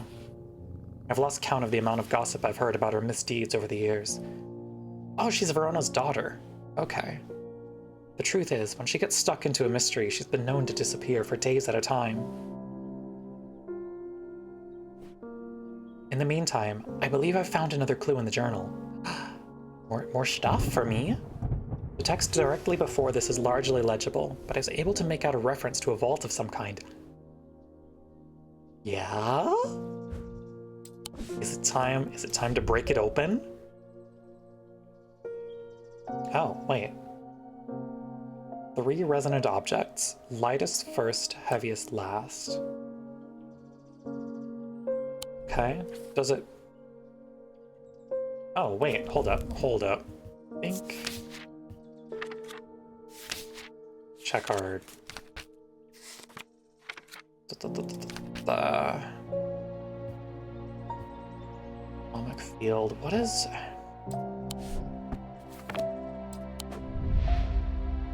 Was that our final character? That is our final character. Okay. Resonant objects. So I'm pretty sure the compass points to the resonant objects. Get our weight out here. I'll just do a 1 pound weight. Fuck it. 3 resonant objects. Lightest first, heaviest last. This is resonant. weighs 1 pound exactly. Assume this goes here then. Find our other objects that produce a resonant field.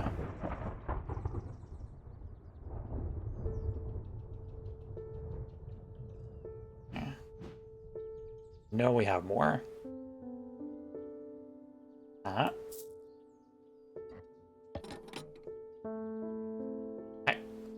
Okay. What?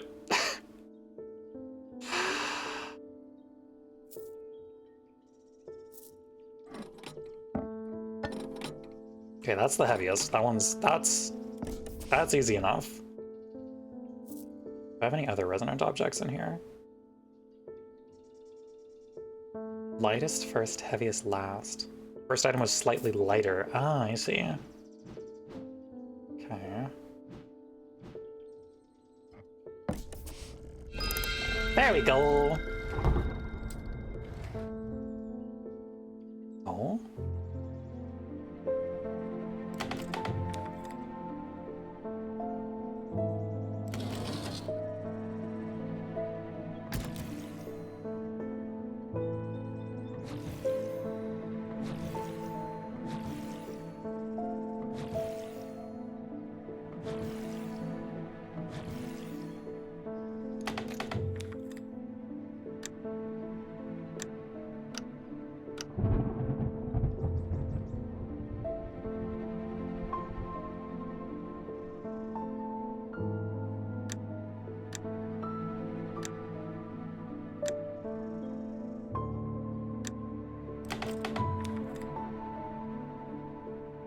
What am I missing here?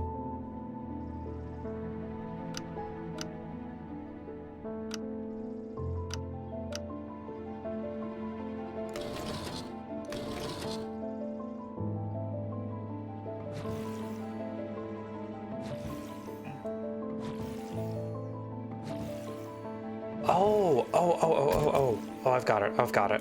Okay. So let me swap it back to here. There we go.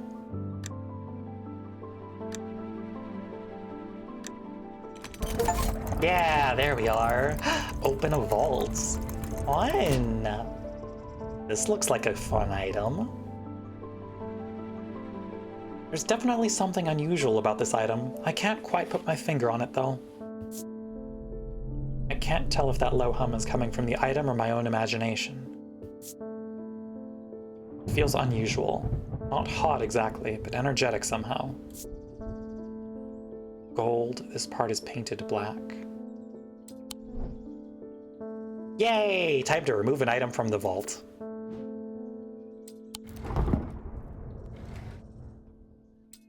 Alrighty.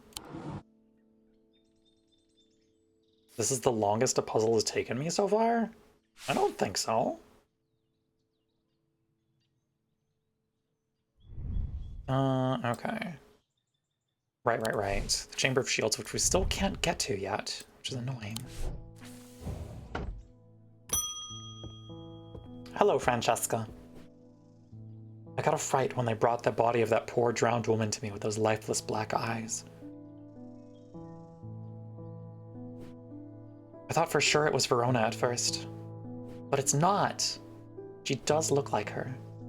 But we're quite certain it's a lady from Hawkshead who went missing a few days ago. Okay, I'm glad Verona's not dead. There's one thing I can't get out of my head, though.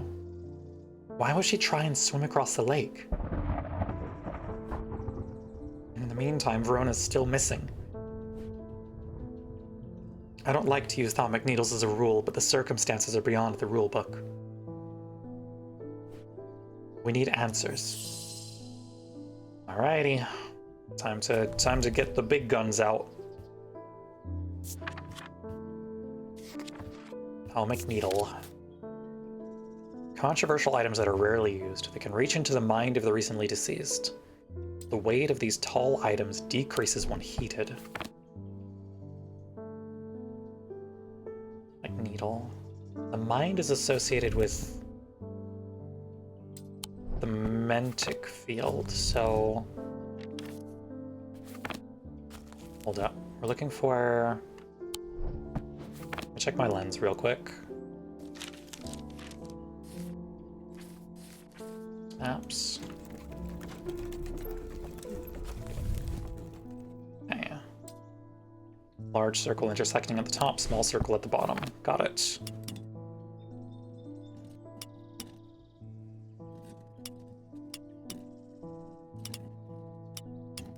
Okay, so we're looking for a Mentic field. Then... Atomic needle.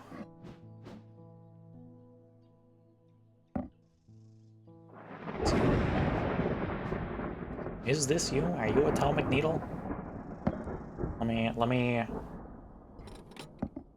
Firstly, move this around.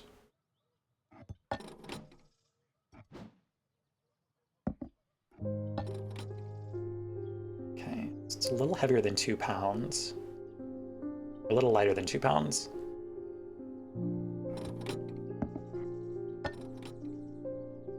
Becomes lighter when heated.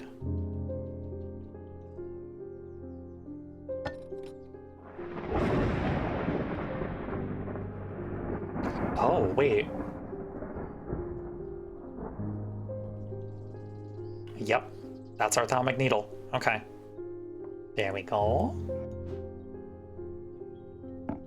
Let me label it as such.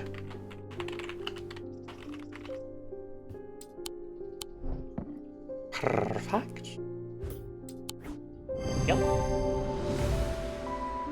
It's a tall item. Using my weighing scales and a candle, I can confirm that its weight does indeed reduce when heated. Sick. Loam. Sometimes called a hand of Jupiter or fire palm. A loam is an item with enticing power. It can reverse the signs of aging, but anyone who has played that game knows that it can only last so long before time catches up. And when it does, it often hits harder. Oh, great. Awesome. Love that for us. Oh, hi, Audrey. How you doing? People are afraid. And they are right to be, but it is too late for them. They are of no use to us. But you might be. Prove yourself, and perhaps Holgar will deem you worth saving. Thanks. I require an object to steady my restless congregation and remind them why I am the one to lead us through this turbulent time. They respect strength and power above all else. Yeah? Morgan's Folly or Fortinance. What does Morgan's Folly do? So Fortinance is the strengthening one. Morgan's Folly induces a trance-like state, and anyone who casts their eyes upon it, making them open to suggestibility. Oh. Precaution should be taken against unwittingly looking upon the hidden symbol for too long. And then the Fortinance is just... enhances physical strength, restores strength that has been sapped. They respect strength and power, huh? Well, what if... Just spitball on here. What if you take this instead? This will definitely work for you, right? This pendant features a hidden symbol of hypnosis. Tormund's Bane. These can be rolled along the tongue to cure Tormund's paralysis, or worn about the neck to protect against the curse. By most items that ward against curses, they emit a diurnic field pattern. Interesting. That's the end of the day. Hello, what was that? It's hidden. It's hidden behind a thing. The rider's partner was less fortunate. They found his frozen body a week later.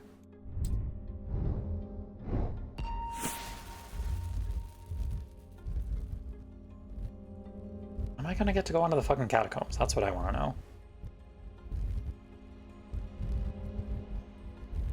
God, this is not the... There we go. All fun. I am marked by Jupiter. Okay. Thanks. Take a look at my fucking symbology. Jupiter is the tin symbol. When your cat scratches you, yeah. Alright. The 24 if you're really lazy about writing. Hi, Jupiter. I am marked by Jupiter. Marked by Moomin? I am often marked by Moomin. The boy is lovely, but his claws are sharp sometimes. Marked by Jupiter. Voila! The mark of Jupiter on my map leads me to a square room on the ground floor. Other than an intriguing torn note, there doesn't seem to be anything of interest, until I notice that the bookshelf is mounted on a runner and can slide to one side. I push it and it glides easily, revealing a hidden recess in the wall behind it. Thank you for the head pats, Latent. I know that feeling. Cats are sharp sometimes. There we go. We finally found the other half of that note. Good. Also, we found this, which seems bad. Seems Amphibian in nature, which hard but smooth, a black gemstone, bronze. It's a snake. There's been a lot of snake cult stuff. I don't know how I feel about it all. Alrighty.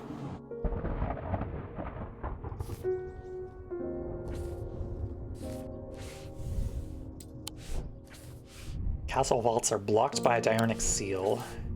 Can be opened by any object made from silver or gold that produces a diurnic field. Oh. Okay. I'm pretty sure this one produces a diurnic field, doesn't it? Let me check real quick. Nope, that's not a diurnic field. Any object made from silver or gold. That's diurnic. This is made of gold. Can I use the cat to open the vaults? Please tell me I can use the cat to open the vaults. Let me open the vaults with the cat. The cat was the key all along. I hope so. I certainly hope so. Let me use the cat. Cats are the key always. Yay! The door slides open without a sound, as though it had been kept well oiled over the years. Behind it, I find a large natural cavern that extends into the rock beneath the castle. Somewhat disappointingly, the walls are lined with racks of whiskey bottles instead of the row of artifacts that I was picturing.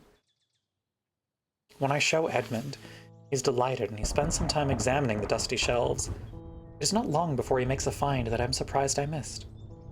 I return to the shop with a spring in my step and a curious item that demands further study. I see. Ma, there's a weird fucking stray cat outside. It looks like Grandma, the fucking thing. Thank you, Cameron. Hey, get the fuck out of here. Alright, we do have ads coming up in about 2 minutes, chat. As usual, head over to the BRB screen so you won't miss out on anything while ads are running. The Bishop's Square is a simple tool of my great-great-grandfather's devising, loosely based on a Briar's disc. By all accounts, he was an impressive man, but it would seem his mind began to fail him at the end. Perhaps he spent too long studying his Zaya. He imagined invisible enemies coming to steal away his most prized possessions, so he began hiding them about the castle, noting their locations in a code that only he understood. Interesting. Also, thank you for the 3-stream watch streak, Latent. Iron, bronze, engraved symbols. I have nothing to remark. We have a Zaya, don't we?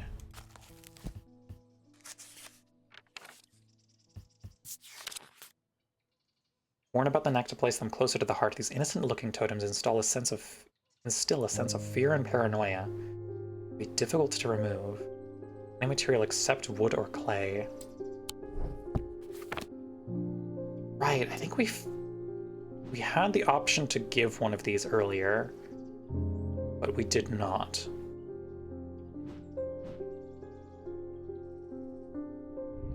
Was it this? That's the paranoia, right? Yeah, fear and paranoia. And studying his Zaya.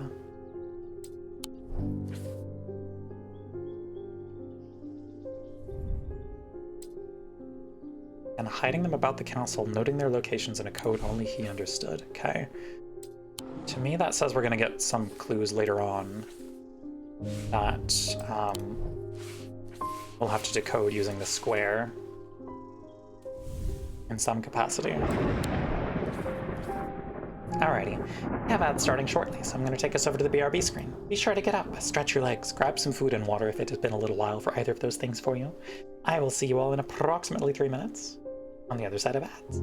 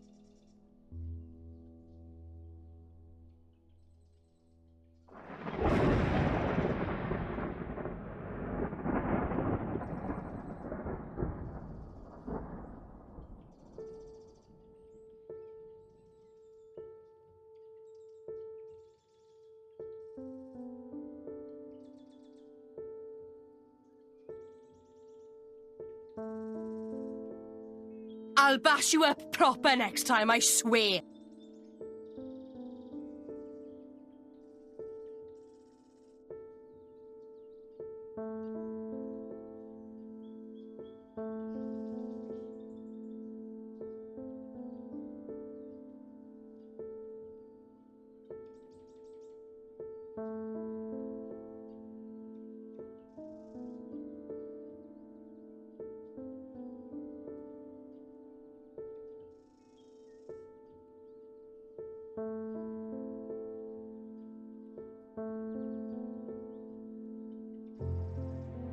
Alrighty, welcome back from ads, everyone. Also, welcome on in, Ramen. Hope you're doing well. Good to see you. Okay. I don't think we have any clues that help us with the thing. I'm articulate. The Bishop's Square quite yet. That's fine. Hello, James Herschel. I can't say too much, but it has fallen to me to carry a secret that people would kill for. That people have killed for. It's a lot of weight to carry around in my head, and it's getting harder to bear around certain family members. It occurred to me that it would be safer in an ecumenical. Oh. Managed to take a photo of a common kingfisher? Hell yeah. I do love birds. Alrighty, ecumenical. An ecumenical is a receptacle commonly featuring a memento mori that acts as an aid to recollection. A memory cannot reside in both the mind and the ecumenical at the same time, and it cannot be stored indefinitely. When a memory has been left for long periods, it can begin to emit unpleasant vapors. An empty ecumenical, on the other hand, has an ominous presence, pulling at the threads of one's mind. Oh, what is it? I think this is our ecumenical. Quite possibly. The hourglass would make me think that. Yep, there we go. Hourglass motif on the box. Closer inspection, it produces an unpleasant sensation, suggesting it is empty. Shadow anchor. A shadow anchor is sometimes used in the practice of shadow casting, the art of projecting one's presence outside of the body. Without an anchor, minds have been known to become lost. Shadow anchor designs can vary greatly. Some prefer pendants, whereas others prefer to clutch a totem in their hands. Some make use of symbology, where others use gemstones. It will always produce a field from the individual branch, however. I see. Okay. Hello, mailman. What you got for us? It's getting dire out there. I see. They found the body of that priest last night. She was torn to shreds by her own congregation and left to rot outside the town hall. Oh, well... I see. Such horrific violence. It has no place in our town. That's, you know... I guess Holgar wasn't a fan of, her. Who could have predicted that outcome?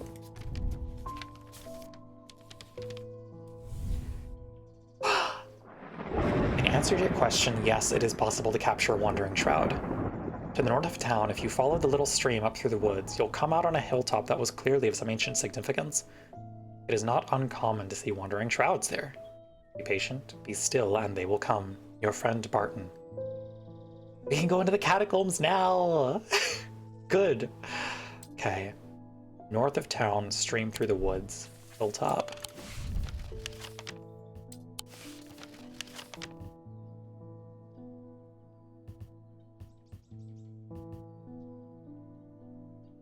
Arrows.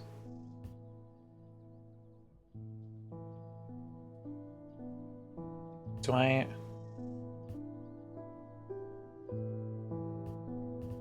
Here?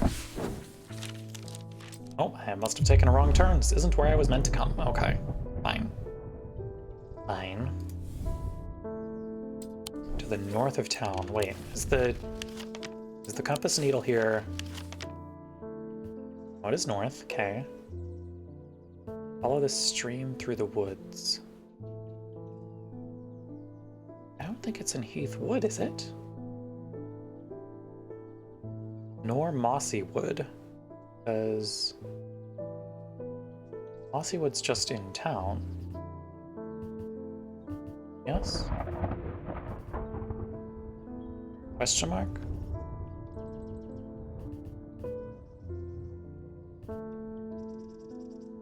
Am I insane? Am I missing something? Missing here.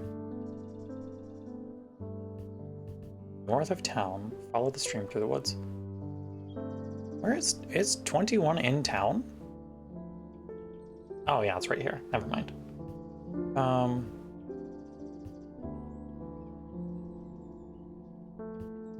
Of town. Follow the stream through the woods. We have a bunch of woods north of town, though. So, like, which woods?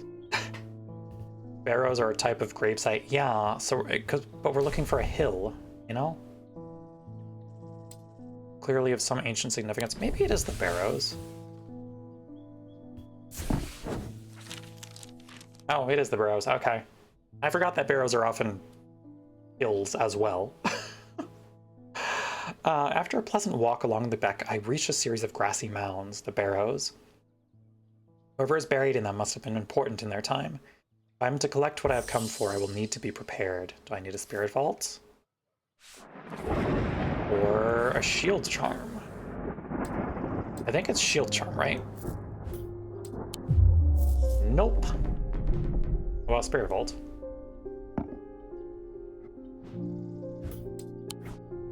Oh, there we go. Okay, sure.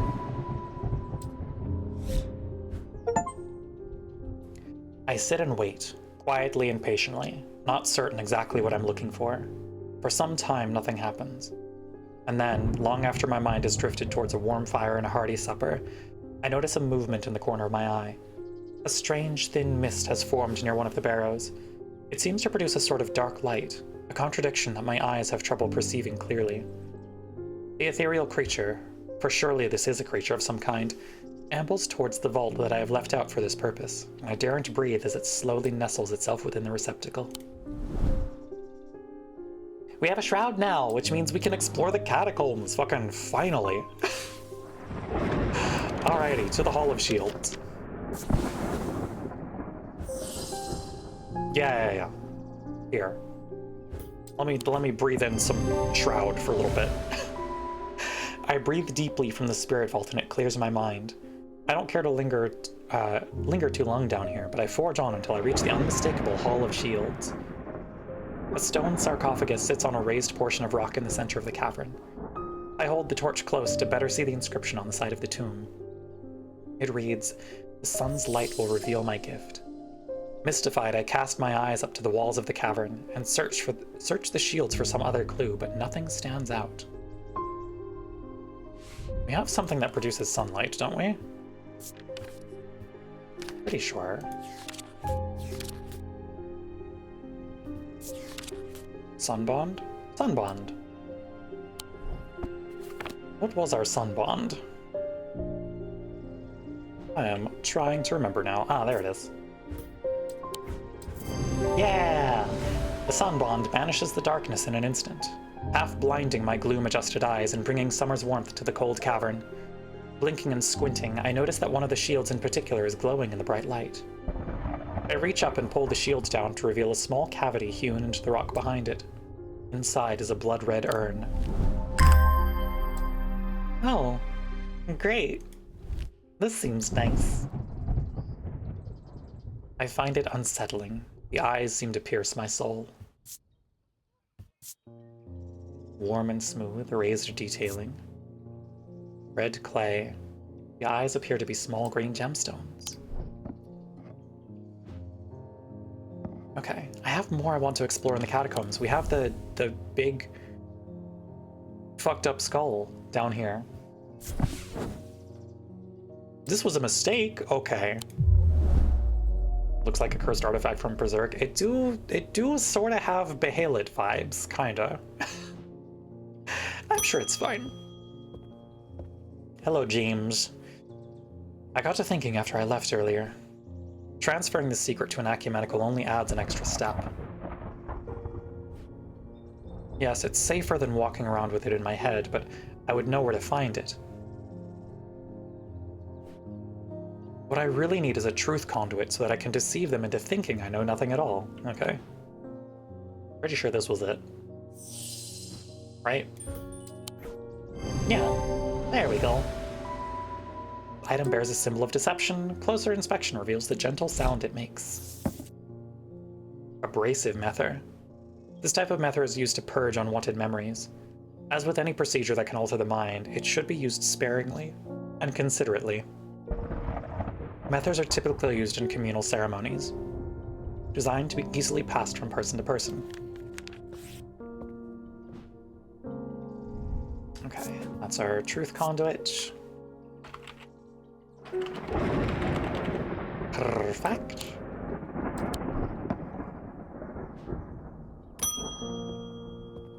Hello, Evelyn Bennett. I have never felt more tired or more devoid of life. An apathy has settled in my bones that I do not seem to be able to shift. But while I still have breath in my lungs, I will not succumb without a fight. By the grace of Grey, I will find a way forward. Okay, so Grey's Grace. Which I'm pretty sure we have. Yeah, and we've identified it. Worn as a pendant to dispel melancholy. Oh yeah, this was the thing that took me a billion fucking years to find. There we go.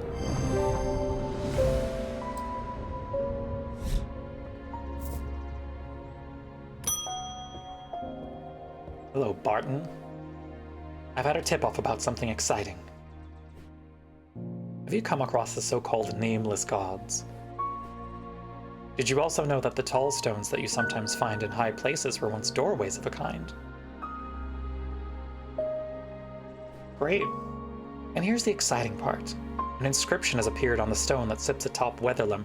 Oh, I know why he wears the eye patch now. It's because of the black eye. This is where you come in. I'm confident that a pit will open the doorway.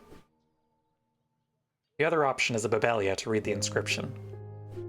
But they say that if you read the language of the nameless gods, you become cursed, which I can't say I like the sound of. I mean, both bad options. I'm leaning towards the more direct approach, but then again, that could be dangerous too. Okay, here's the thing. I can lift curses. Straight up opening the door? That seems bad. I don't know that I want to do that. Actually, difficult choice, TBH. Right. Right. Be used to aid with the translation of foreign texts that require some skill to make full use of. They resemble a mentic field pattern. The items themselves do not produce a mentic field. Okay. I don't remember what the mentic pattern was. I think that was the... Let me double check what mentic calls for on the lens. Large circle at the top, and then small circle intersecting below with the diamond.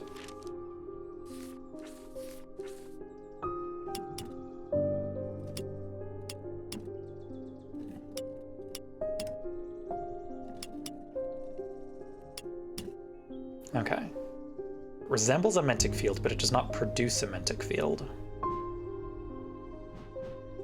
Which to me says...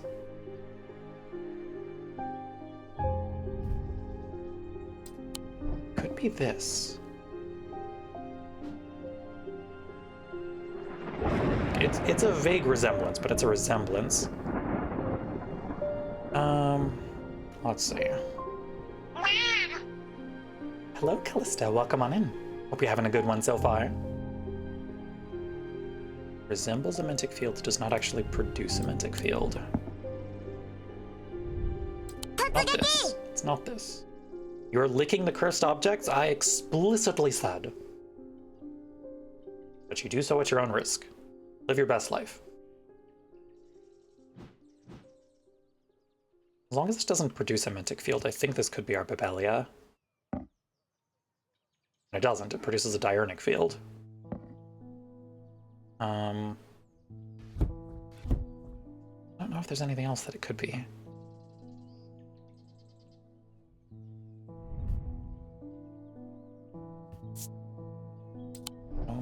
Warm.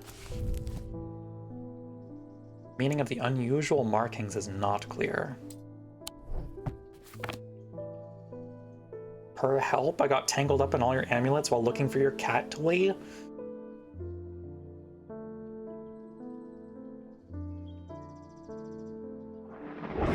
That sounds like something that you could have prevented, Cameron.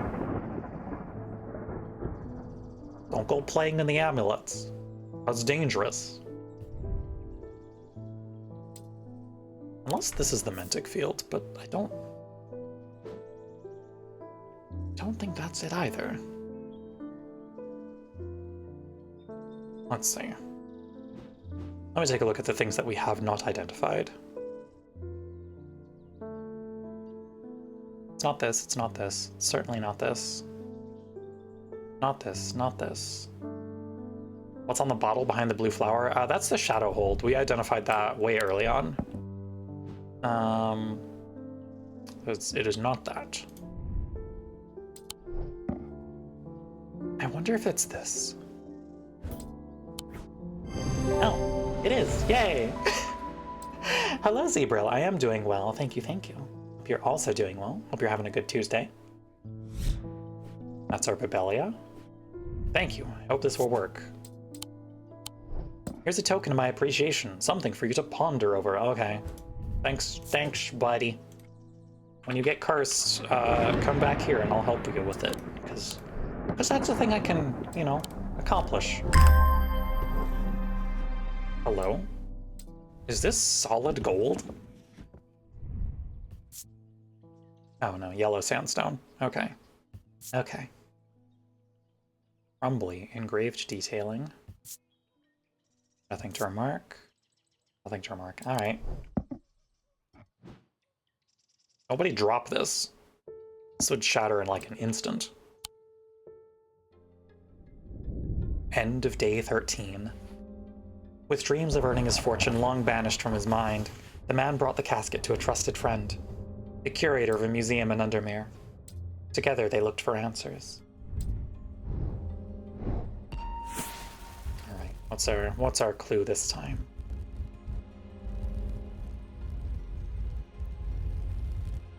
A sword! Hell yeah.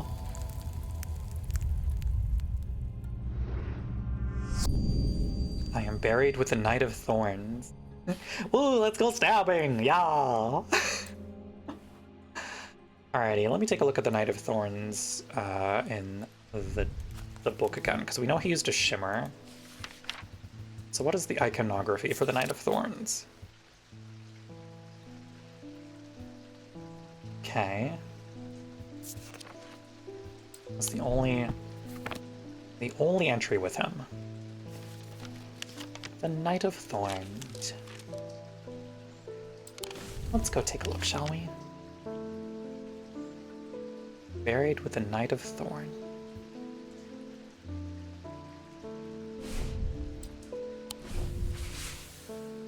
It's not the Hall of Shields, that much is certain. Do we know when the Knight of Thorns lived? Let's see.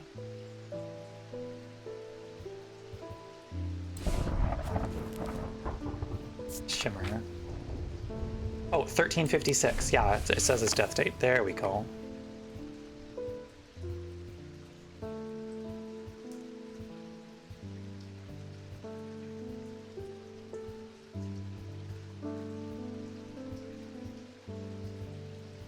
(1688, 1781, 1356). There we go. The tomb of the Knight of Thorns resides alongside an ossuary filled with the unknown dead of the Battle of Sutherfell. It is an unpleasant place that I do not plan to linger in. Happily, I am able to find the item I came for without any difficulty, and I quickly leave and don't look back until I am out in the bright of the day once more. Oh. Interesting. New totem? Feeling of disquiet lances through my body. Nothing to remark. It's rough and pitted, engraved detailing. Made from stone and gold. Interesting.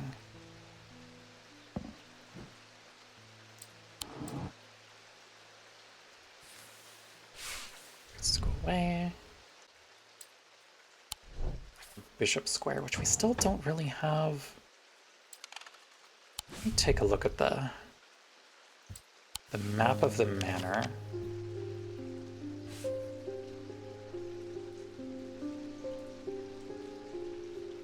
Okay. Like this has to correspond to the symbols somehow. We have the leaf, we have circle with the dot. Oh wait. Mars in winter, rising in summer. Look at the... Where's Mars? Where's Mars? Okay, that's Mars. Mars in winter. Rising in summer. Okay, Mars in winter. Mars in winter.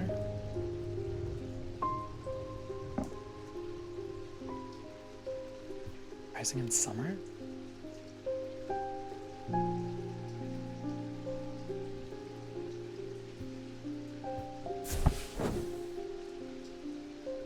Oh.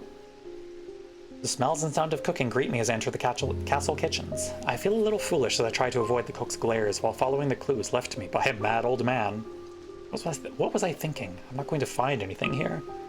And yet, on the exact spot where the map leads me, there is something. A floorboard that has been cut and replaced. With a little difficulty, I lift it up and feel around in the cavity below before my fingers grasp something hard.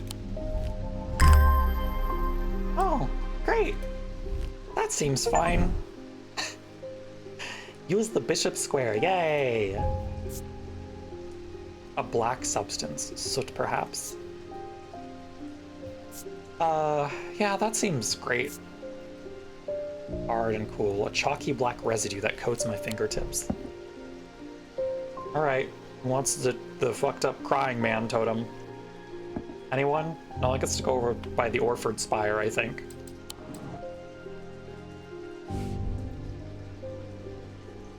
Yeah. Hello, Pixel. Welcome on in. Hope you're having a good one so far. I do wonder if there's more to the castle. Does seem to be the only code we have for now. But there's, I feel like inevitably going to find more, you know? Forgot what game we were playing and still fell for it. Good. Oh, hi Thomas. I've noticed that some people claim not to fear death. They say that dying scares them, but not death itself. Not me. Not the great Thomas Pope, okay. Give me pain, give me fear. If I can feel, then I know I'm alive. You've never seen, heard a shiny before. I see. Going back to the nothingness, that's what I fear. I'm going to do my best to live forever, starting today with a loam. Buddy. Okay, well...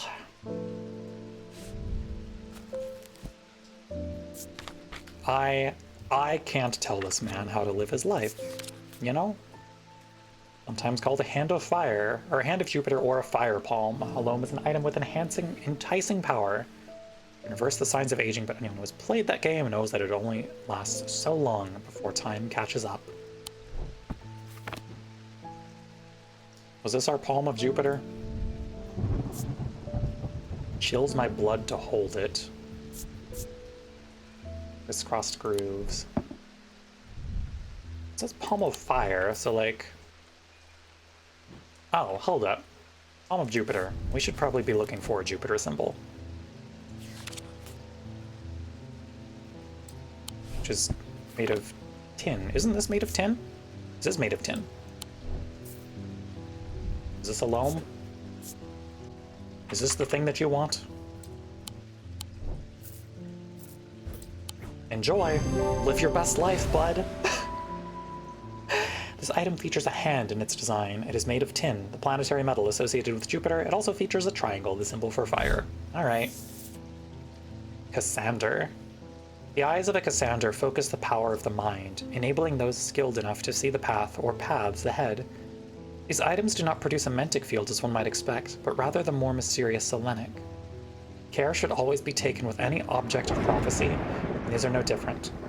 Many have been seduced or driven mad by the paths shown to them, have been led to ruin. Yay! We're finding so many good items today. Hello, Agnes Dent. There has been an unexpected death in the family. It has hit all of us quite hard, but particularly my husband. I would like to gift to him a heart chamber. Have I not identified one of those before? I have not. Oh, great. There's a vast skull in the catacombs. Said to... Oh! Hey, hold it. I think it's that thing. I think it's that thing.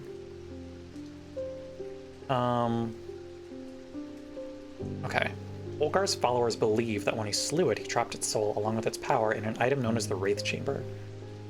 Heart chambers are based on this mythical object, but they have morphed over time into a way to keep those dear to us close to the heart after death. You a heart chamber?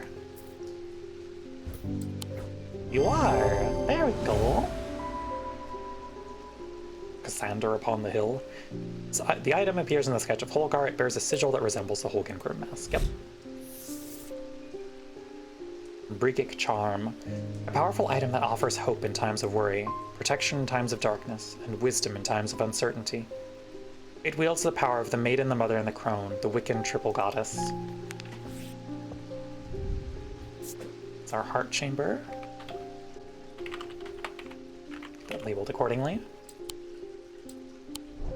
Perfect. Hello, Edmund. Did you ever work out what that Bishop Square thingy was? Yes, I did.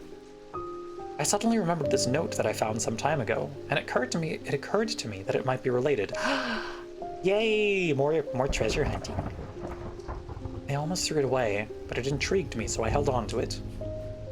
I haven't a clue what it means. I can decipher it. Blessings in spring, rising in autumn. Okay. Let me take a look at my iconography book. Let's see what blessings are. Blessings in spring, rising in autumn.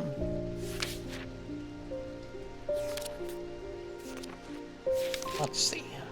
What have we got here?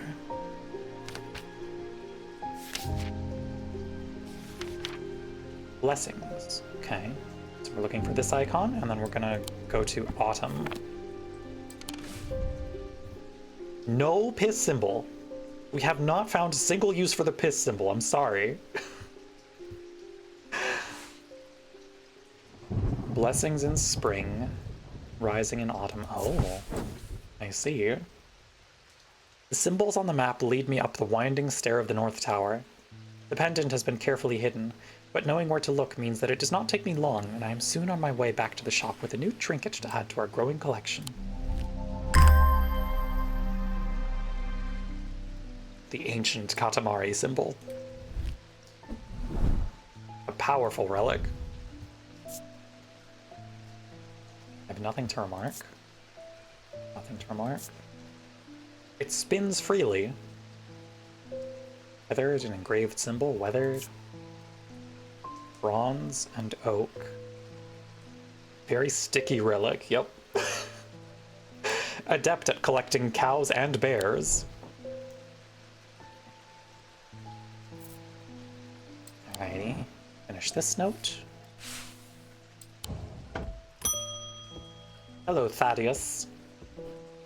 Something isn't right at the museum. Yeah, it's probably the cursed coffin, my guy.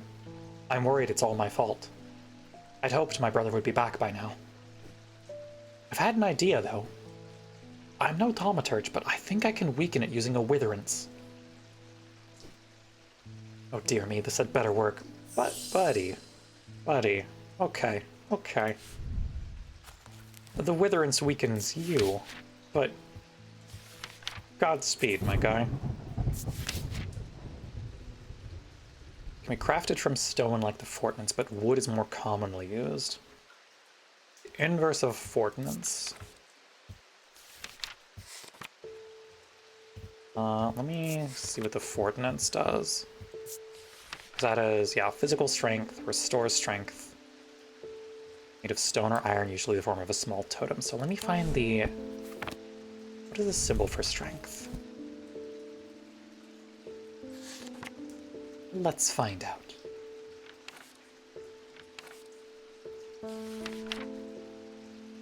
Strength. We're looking for something with the inverse of that. Well, or weakness, you know. Which could be this. Doesn't this feel weird to hold? Yeah, I notice myself becoming drained of energy as I handle this object. This feels like a witherance. And it's made of wood.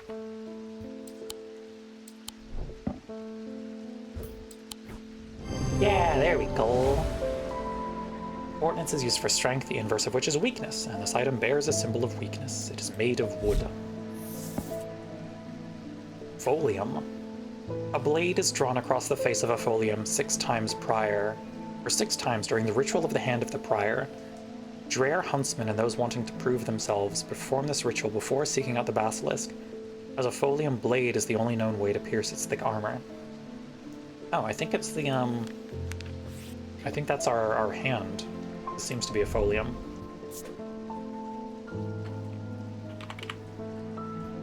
How many grooves does it have? More than 6, but I guess it's seen a lot of use. Hello, Jacob Priestley. My mind is severed. Need mether. Okay. We have a couple methers. Not an abrasive mether. That purges unwanted memories. I think we need...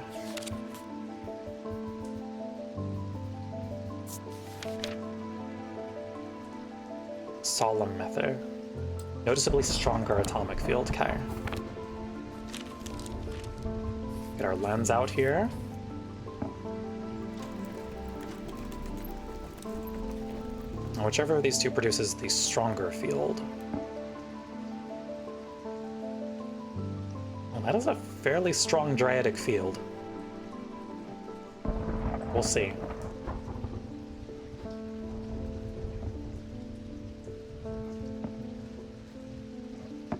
Kind of weak Dryadic field. Noticeably stronger. Yep, that's our cup. There you go. A solemn mether. Using the index, I can remind myself what a mether looks like. It produces a stronger atomic field than the other methers in my collection. Wixic cord. Despite the name, these simple-looking items do not produce a Wixic field. They belong to the diurnal branch. They cause a freezing effect in the body, earning them the nickname Medusa Stones. Fortunately, the effect is not permanent. Oh, fun! Exciting! That's our solemn mether.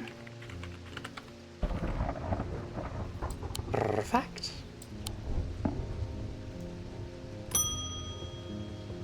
Hello, Francesca. I've discovered something via the atomic needle. The woman who tried to swim across the lake was compelled to do so by some invisible force. She was looking for something. Whatever it is, it's right here in Undermere.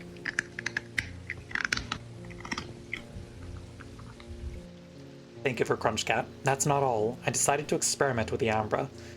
When I was under its spell, I heard whispers. Cursed items is going very well, Lena. Thank you, thank you. Something was calling to me, and it left me feeling terribly afraid. This must be what's keeping my patients in their trance-like state. I've never used a Gaudian siren before, but it occurred to me that I might be able to use it to drown out the whispers. Oh, fine. Okay, let's take a look at our book. Gaudian Siren. Although these are similar in form with atomic needles, Gaudian sirens serve a very different purpose. It is strong compulsion like a siren's call that can be used to divert attention. Oh, it's that pendant that we got. This thing. Yeah, takes great effort to tear my eyes away.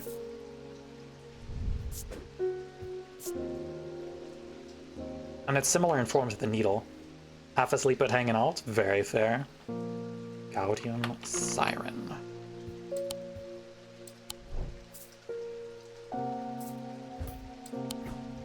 Yeah, there we go.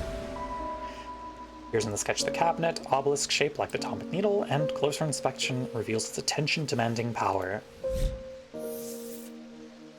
Carrick's candle. These items produce an invisible light that peels back the years, allowing a glimpse into the past. The effect is often murky and blurred, but it works passably on stationary objects. They are marked by a depiction of a candle upon their surface. Interesting.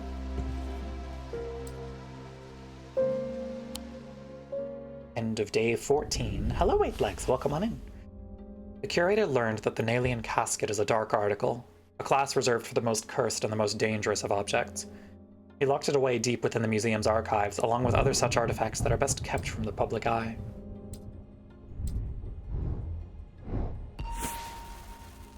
Alrighty. Oh, fun. Do love a hatchet. Where are we going? I am under the barn where the axe meets the tree. Okay. The barn where the axe meets the tree.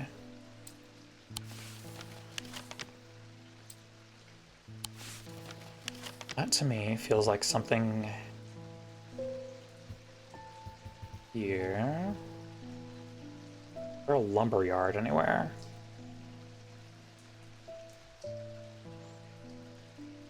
Under the barn where the axe meets the tree. Oh, wait, hold up. Pine Road, Woodcutter's Lane.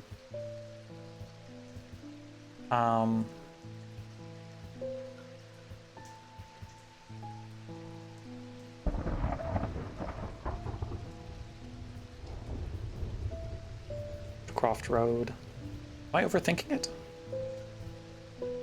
Where the axe meets the tree. Is it here? Oh, yeah, there we go.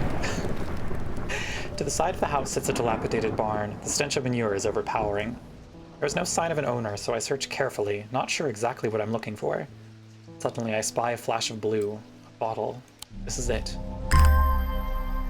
Oh, lovely. Wonderful. I have nothing to remark. Gives off a scent like that of a brewing storm. Oh, I know what this is. I know what this is. I need to remember what... let's see. Tears of the Bazaar. Was it? What was it called? Was it it wasn't a shin, no. Specifically a thing that produces, like, a strong scent in that way. Zephyrium. There we go. Resonant objects. Oh, and it's resonant, potentially. Let me double check that with the compass. Yeah, it's resonant. Yeah, that's a Zephyrium. Okay.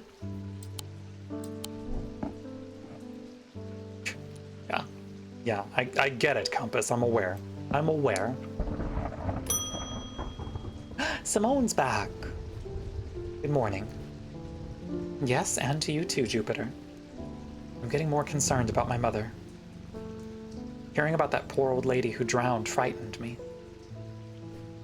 But she'll turn up. She always does. I've had another breakthrough. This time I'm certain it's a clue that leads to another hidden part of strange antiquities. Yay! More stuff to find.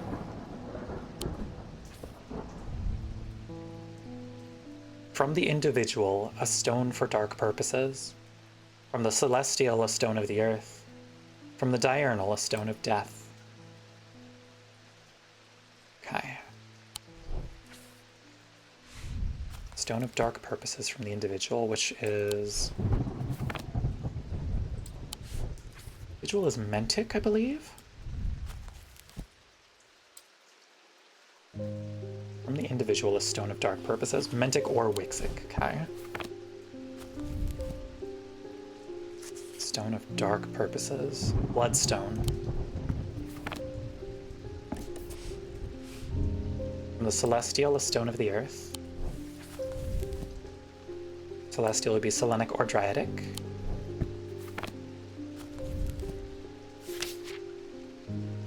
Stone of the earth. Jade.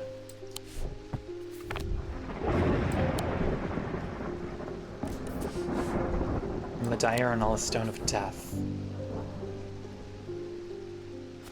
Which would be either Diurnic or Noctic.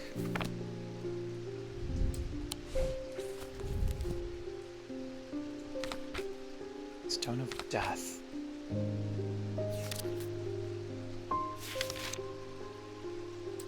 Vivianite. There we go! I continue to be the smartest cat in the world. Let's get to Half Moon.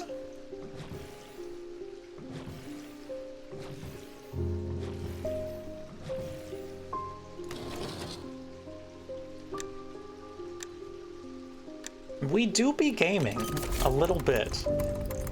Another vault! Yay! What do we got? I have nothing to remark. Nothing to remark. It vibrates with energy. Bronze and a dark green gemstone. Wonderful. More things. That on the completed shelf. Hello, Jacob Priestley. Thank you for the mether. I have seen into the yawning deep. I've seen beauty beyond the comprehending mind. The price is steep, but I pay it gladly. My shadow anchor, broken, must replace. Okay.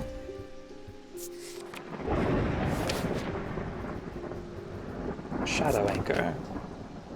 Shadow anchor is sometimes used in the process of shadow casting or projecting one's presence outside of the body. Without an anchor, mines have been known to become lost. So it's got a mentic field, most likely. Always produce a field from the individual branch. Okay. It's going to make either a Wixic or a mentic field. I know this much. Let's take a look at our symbology again.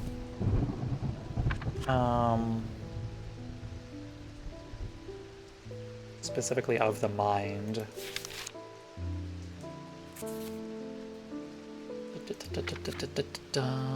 Maybe we don't have one. I don't think we have one. That's okay. Not anything specifically for the mind. Obviously, there's Wixic symbology, but okay, Shadow Anchor can vary greatly. Others use gemstones. What kind of gemstones would it be if it was that? Stone of the Mind. Mantic Kyanite. I wonder if it's this. Are you a Shadow Anchor? Got it in one! Hell yeah! The Kyanite gemstones point to the fact that this item anchors the mind. It produces a mentic field from the individual branch. Gaming. Nephrogaunt. These were once worn by the necromancers of the Five Knolls who used them in their rituals of resurrection. Their power became bound to them such that if they were to remove them, even after death, the Nephrogaunt would crumble to dust. Today their power is much diminished, but they can be used to draw out infections. However, they will cause Braxis if held against bare skin for long periods. Oh, great. Awesome. It's probably tied to a dead body. This is our Shadow Anchor. We mark that accordingly. Perfect. A letter from me. You shouldn't have, David. I'm afraid this letter was sorted incorrectly and has ended up doing a round trip to Kendall and back. Oh, great. Better late than never. Okay, thanks, David. What you got for me?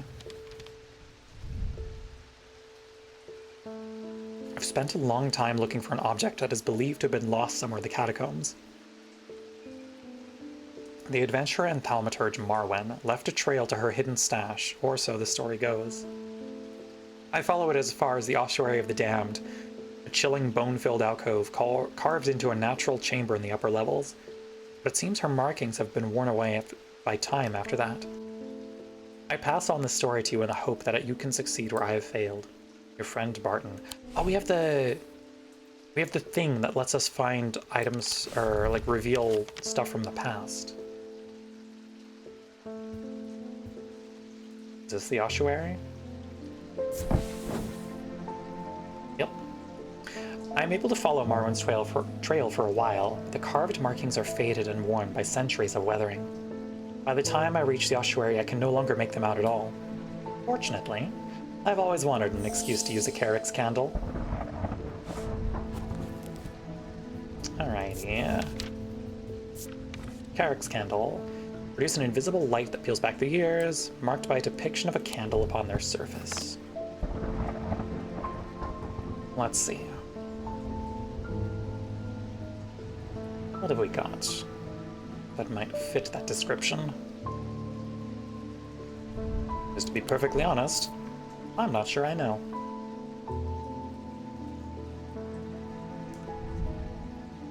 Carrick's candle.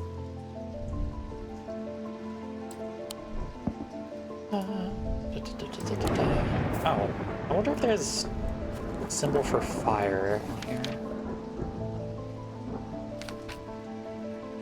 Oh, wait. Material wax. Wax and fire. Yeah, there we go. There's a Carrick's candle. Hell yeah. Symbol for flame is rendered above the symbol for wax, a depiction of a candle. Stalagmites retreat under the light of the candle as I hold it aloft and search the shifting rocks for any sign of Marwen's trail. Suddenly I see it. An M etched into the rock, as clear as if it had been carved yesterday. I follow the trail in an excited hurry, tripping and stumbling as the candle distorts the height of the floor, until I come to its end at a small boulder. Rolling the rock to one side, I reach behind it and reclaim Marwen's lost treasure. A little guy. Excellent. Oh, a very little guy. Gives me goosebumps. Nothing to remark. Somewhat cool. Made of tin. So it's associated with Jupiter to an extent.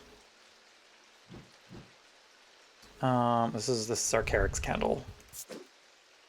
So let me label that accordingly.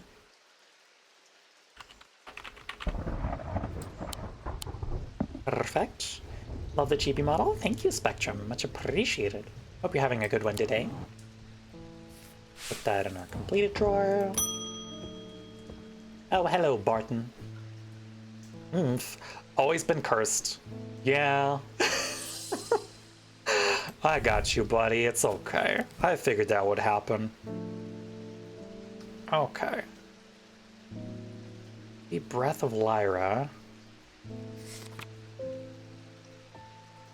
Was another. Oh no, Tormund's paralysis. Okay. Yep. Yeah. Let's treat that one, shall we? Tormund's paralysis. Find that. Yep. Tormund's Bane. Okay. Can be rolled along the tongue like most items that ward against curses. They emit a diurnic field pattern. Okay.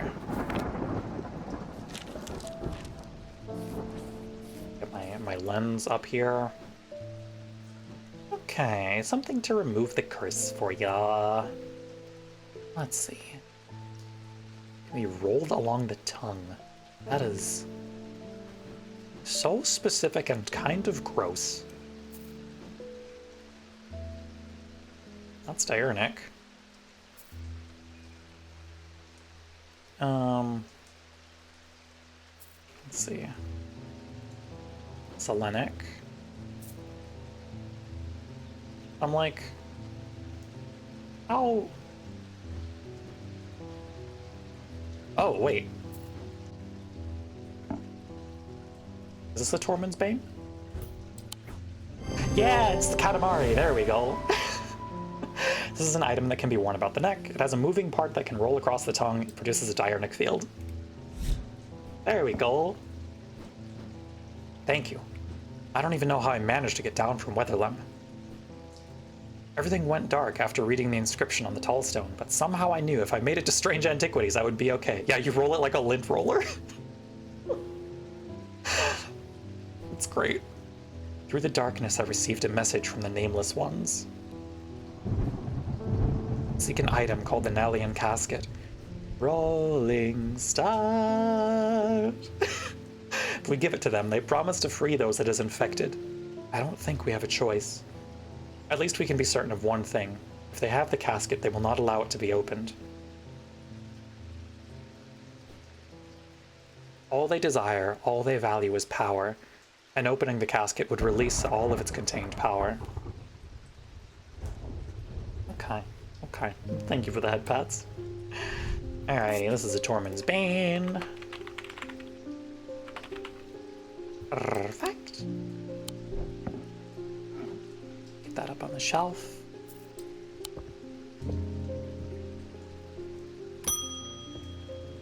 For Rowan, you don't look so good. The time has come to decide, Thaumaturge. The casket wants to be opened. Casket will be opened. Nothing can stop it now, and yet there is still a part of this mind that will not be quieted. Help me to calm this clamoring rage inside my head. This is your chance to elevate yourself above the scurrying ants that absently crawl through their meaningless lives. Things I say when I'm normal. Zephyrim or an abrasive mether? Okay. Well then. Abrasive mether would purge unwanted memories.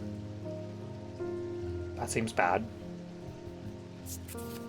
That seems like it would fuck things up in a big way. And the Zephyrim. Unlock deep wells of anger and channel them into a powerful maelstrom.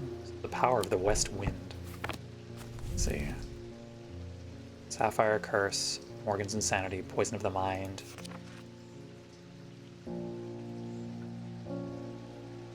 Okay, well, really don't have a way to get rid of the black eyes, do we? That's unfortunate.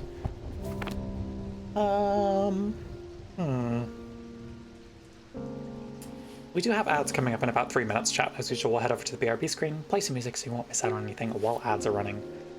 Zephyrim or an abrasive mether. Calm this clamoring rage inside my head.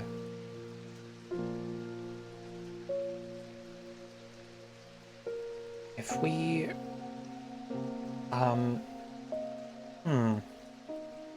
Is...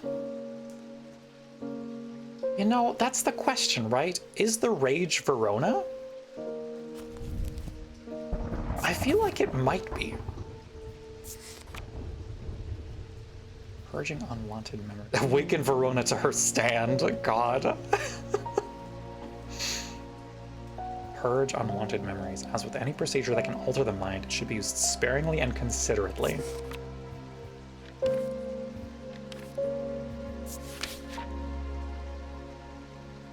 These vapors are inhaled deeply. They unlock deep wells of anger and channel them into a powerful maelstrom. You know what? It's our first playthrough. Let's see what happens. Able to use the resonance compass to confirm that this is a resonant object. Closer inspection reveals the scent that I am expecting. Gris. For the ritual of the broken path, a gris is heated slowly over a flame. To have full effect, it must be held in an ungloved hand until the ritual is complete, no matter how hot it gets. The ritual should not be performed by those who have not studied the Wixic art. It is common to suffer burns, but when done correctly, it should not be painful. Okay, bye! I hope that frees Verona and doesn't, like, make the spirit worse. But the problem with storing powerful dark artifacts is that slowly, inevitably, the darkness seeps out. Yeah, but I'm built different. So, like, the store is fine, probably. A ball of yarn! Oh. Hello?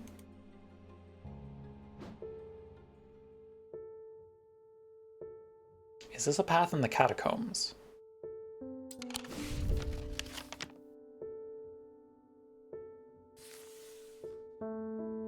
Feels like it might be.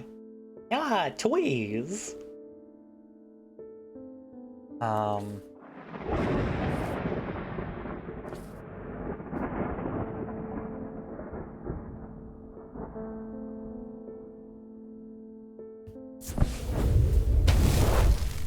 Gaming. Alrighty, we have ads starting shortly. I'm gonna take us over to the BRB screen. Be sure to get up, stretch your legs, grab some food and water if it's been a little while for either of those things for you. And I will see you all in approximately 3 minutes on the other side of ads.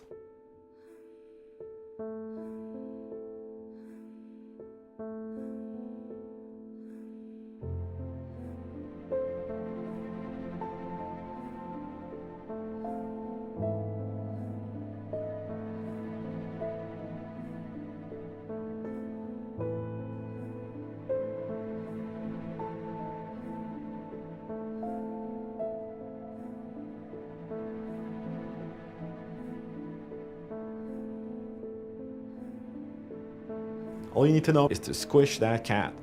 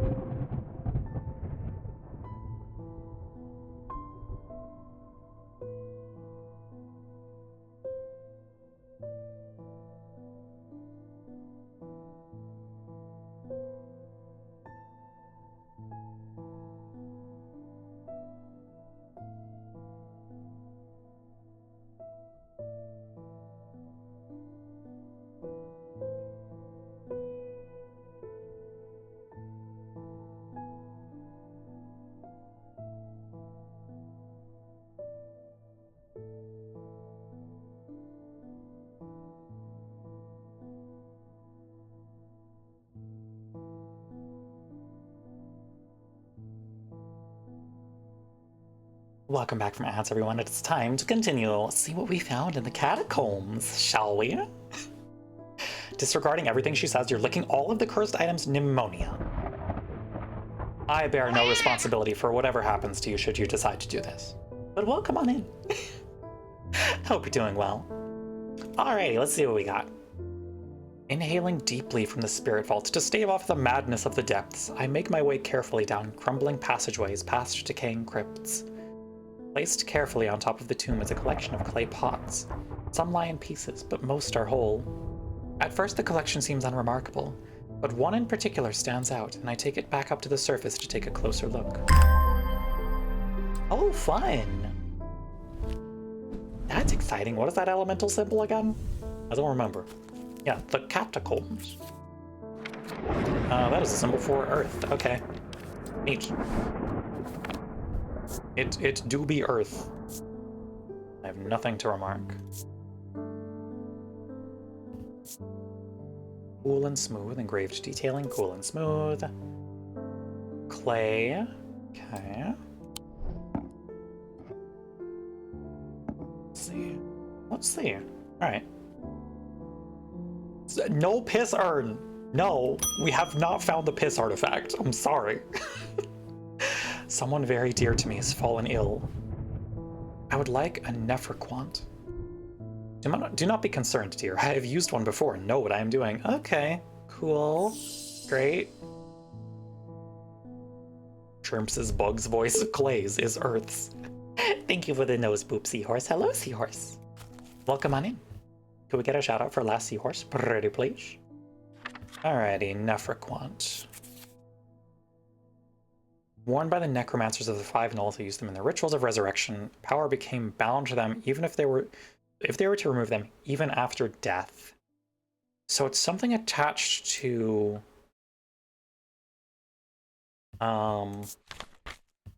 tier cute? True, tier cute. True. What's Braxis?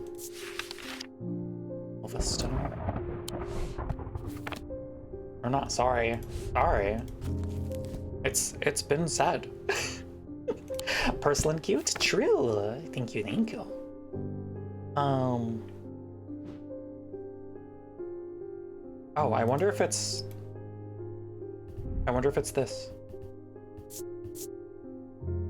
Withered flesh. This seems like it's our Nephroquant. Because it's still corpsey. Rolls today prove otherwise. I rolled above average on the roll for here super cute, so the dice have favored me. Yep, there we go. There's our Nephroquant. The item here is the ring. A wearable item is attached to a hand scarred by Braxis. The spiral design of the item is a representation of the symbol for rebirth or resurrection. That was the high end of the rolls, yeah. So we gotta go by that one. Dread Vivant. A Dread Vivant is the only way to handle some of the more dangerous artifacts. It can siphon power away from itself for a time. Or it can siphon power away from oneself for a time. The power rising up off a Dread Vivant is subtle, but noticeably invigorating. These objects represent the balance of life and death, of good and evil, of hope and despair. Okay. We know what this is now. It's a Nephroquant. Hello, Franklin Underhill. Please do pay us a visit. We have some items that we're confident will be of interest to you. Oh, okay. Thanks. The Twinings, artisans of wood, iron, and clay. 2nd Market Avenue, Undermere. Okay. Why is it taking you this long? Cereza, hello! Hi, everyone! Hello, raiders! Welcome, welcome, welcome! Schmug Fox raid? Goodness. Are we streaming today, dear? It's good to see you. Hello, hello, hello!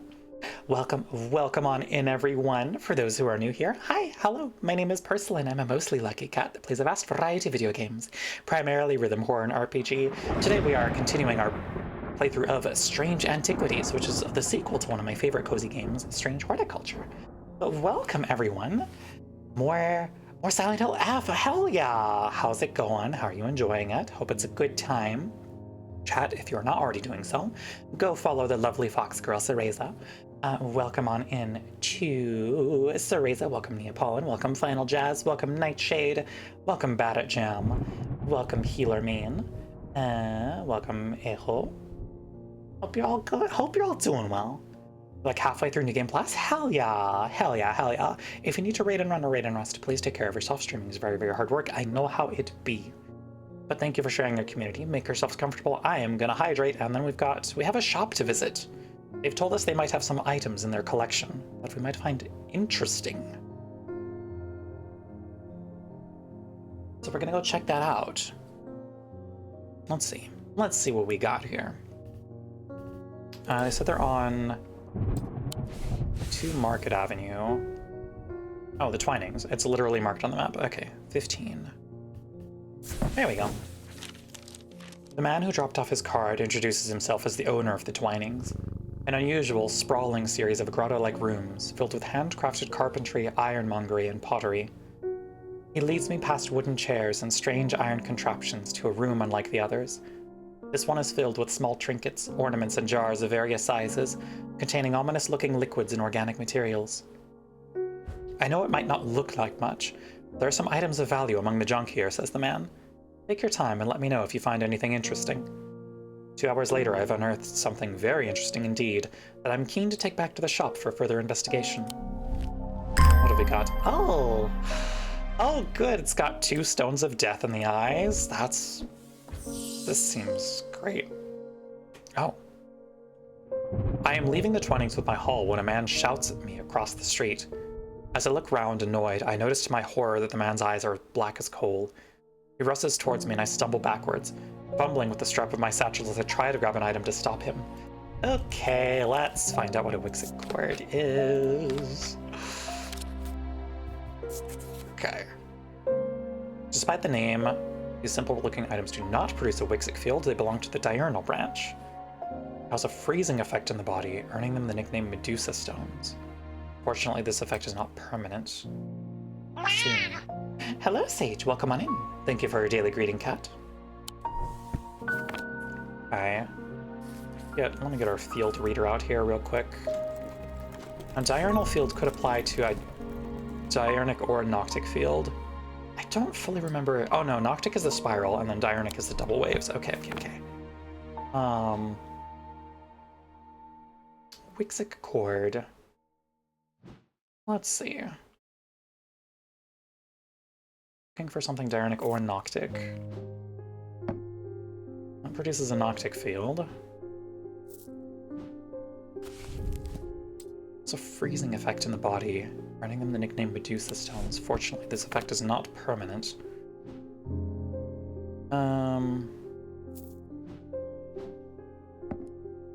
Nope. Wrong field type. It's diurnic, but I don't think it does that. Nothing to remark. Hard and cool. Unless the gemstone has something to do with it. Stone of water. Anchor between body and mind. No, I don't think it does. Wixit cord. Let's see. Definitely something unusual about this item. Can't put my finger on it though. Gold and painted black. Could be this.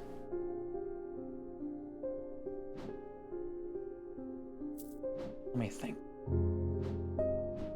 Because Wixit refers specifically to of the body. The cord itself. Medusa stones. So what is it made of stone then? Do we know what the composition of this is? Gold. This part is painted black. We've got diurnic and noctic here, but like... Oh, wait, hold up. This induces paralysis. Or this is covered in symbols for paralysis. Wonder if it's this. There we go. Hell yeah. Item features many symbols of paralysis. It produces a noctic field. There we go. Found our Wixit cord. To my relief, the man goes rigid almost immediately and topples forward onto the cobblestones. I turn and run, wanting to put as much distance as possible between myself and that creature. When I finally come to my senses, I realize I should alert Dr. Robinson. But by the time I return to the Twinings, the man is nowhere to be seen. Oh, great. Awesome. We love that. Things are going really well in town. Okay, we know what this is at least. Is that cord? I should probably actually examine this, huh? It causes me to reflect on my own mortality. I hear low chanting when I hold it to my ear.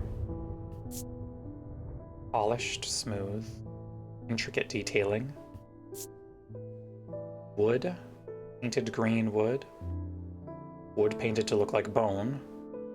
It's got bloodstone and then I believe that's a Vivianite. Off the top of my head, anyway. Complete a document drawer. Oh, hello, Edmund. Do you have another note from your... Oh, something bad is about to happen. The ravens know it. My grandfather once taught me how to use a Cassander to see the paths ahead, but I saw what it did to him and vowed never to touch one again after he died.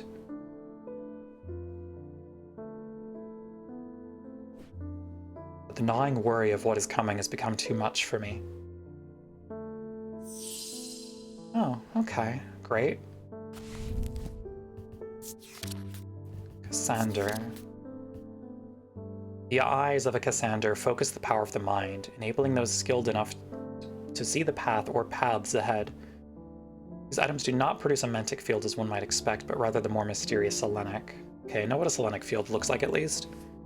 Care should always be taken with any object of prophecy, and these are no different. It's going to produce a Selenic field, and it's got eyes on it of some variety. Let's see.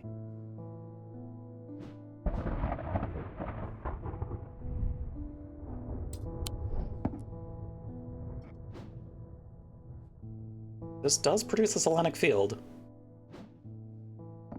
Cassander. Do I wonder? Eyes plural. Those symbols indicate... Are they specifically? Fire and earth or air and water?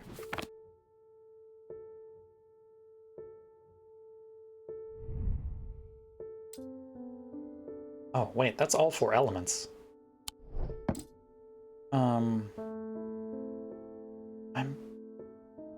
I'm second guessing then.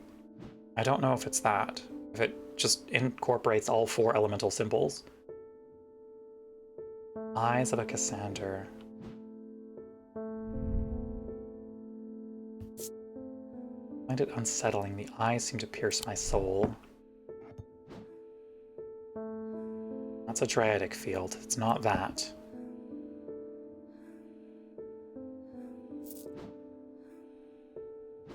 We know it's going to make a Selenic field. Not that. It's a Noctic.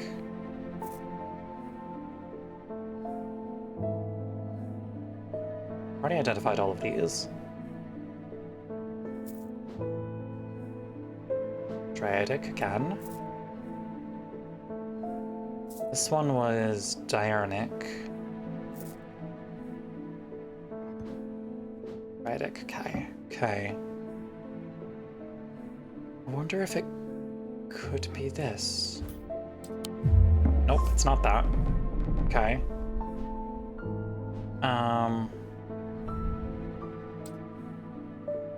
Eyes of a Cassander.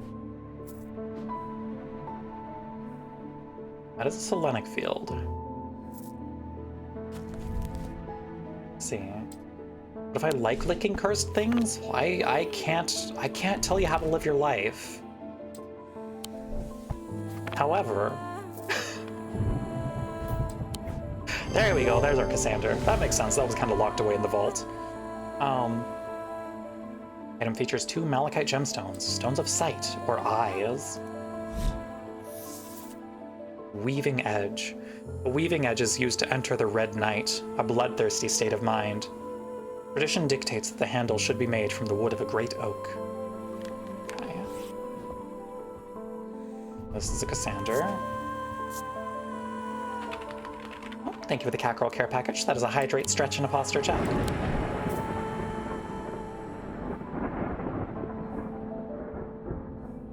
I have hydrated. Stretched. Ugh, and de-shrimped. There we go. I don't need all those bones. That's fine. Alrighty. Limber a cat. Perhaps a bit. Hello, Gilbert Ames. There always seems to be something going on in Undermere. The sooner I can get this sorted and be on my way, the better. My uncle gave me a ring, and I've had nothing but bad fortune ever since. Sounds like a you problem. I'm starting to think it might be cursed. Is there any way to uncurse it? Sure, buddy. Is there any curse that specifically involves bad luck?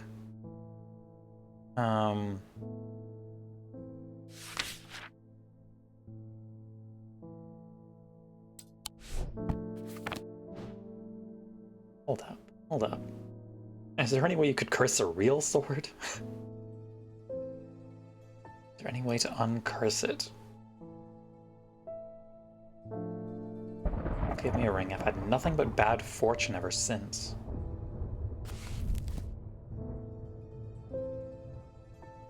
It's not the Sapphire Curse.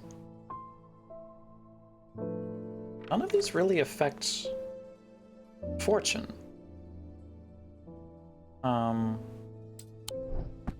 Let's see. Take a look for curse. Curse. Acoustic Purifier. Oh, yeah. We have that.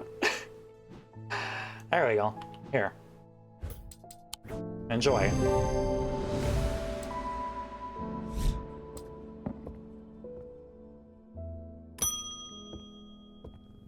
Hello, Lavinia Hawthorne. I've been researching ancient customs, particularly those relating to thaumaturgy, and I am fascinated by the use of objects in ritual ceremonies. Well, do tell. If you are able to get your hands on a gris, I would be very interested in studying it further. Gris.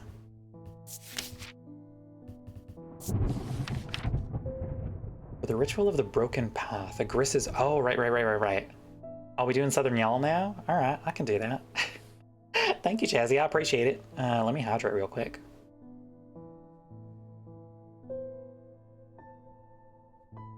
I have full effect. It must be... Ritual of the Broken Path. Do we have any other mention of that? We do. We have the Amphizian Talon, which is the snake thing.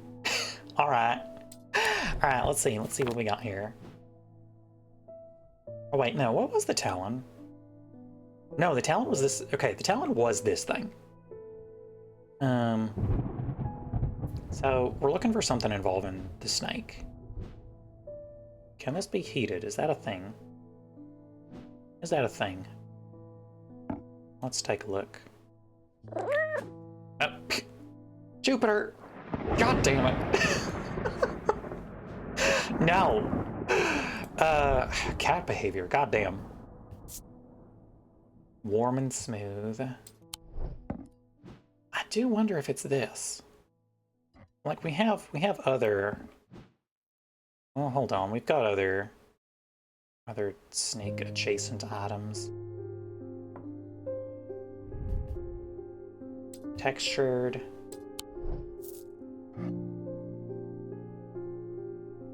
Let's see. Let's take a look here.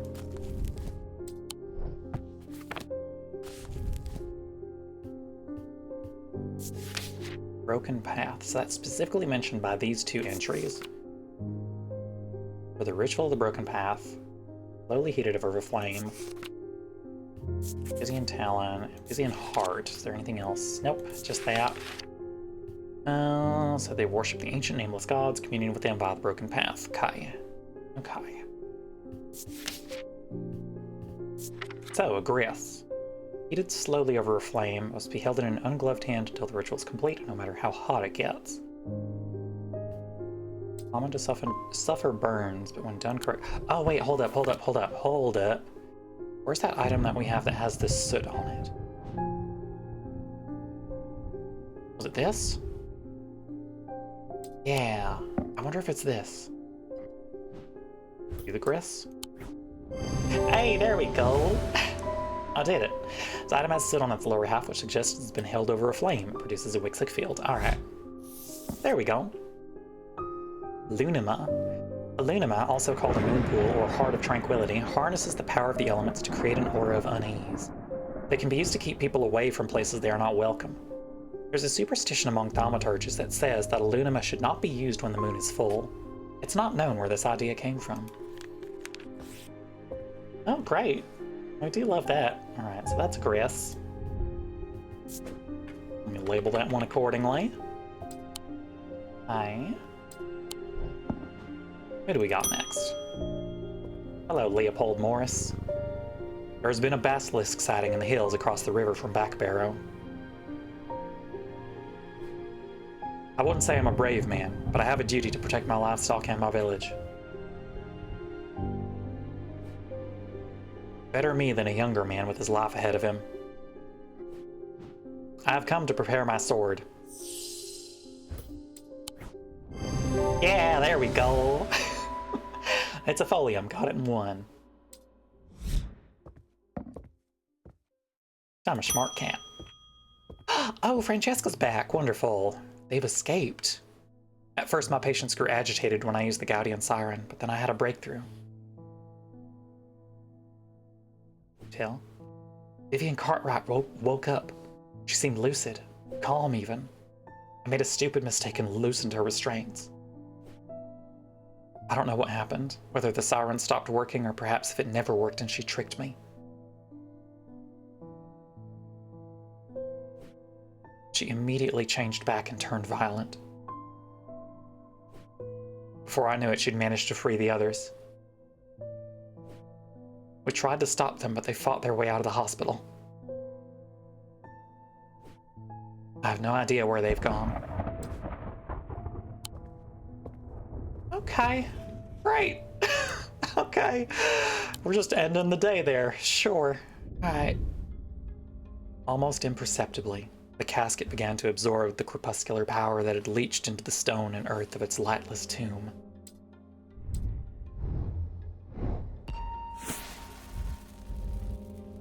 Final item hint.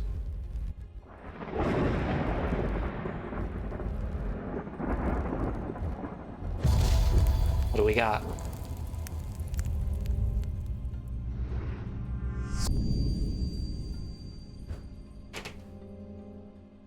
I see.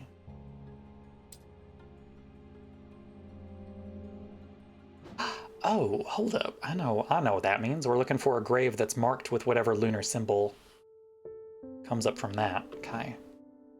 Let me make our clock T-pose real quick. Stop that.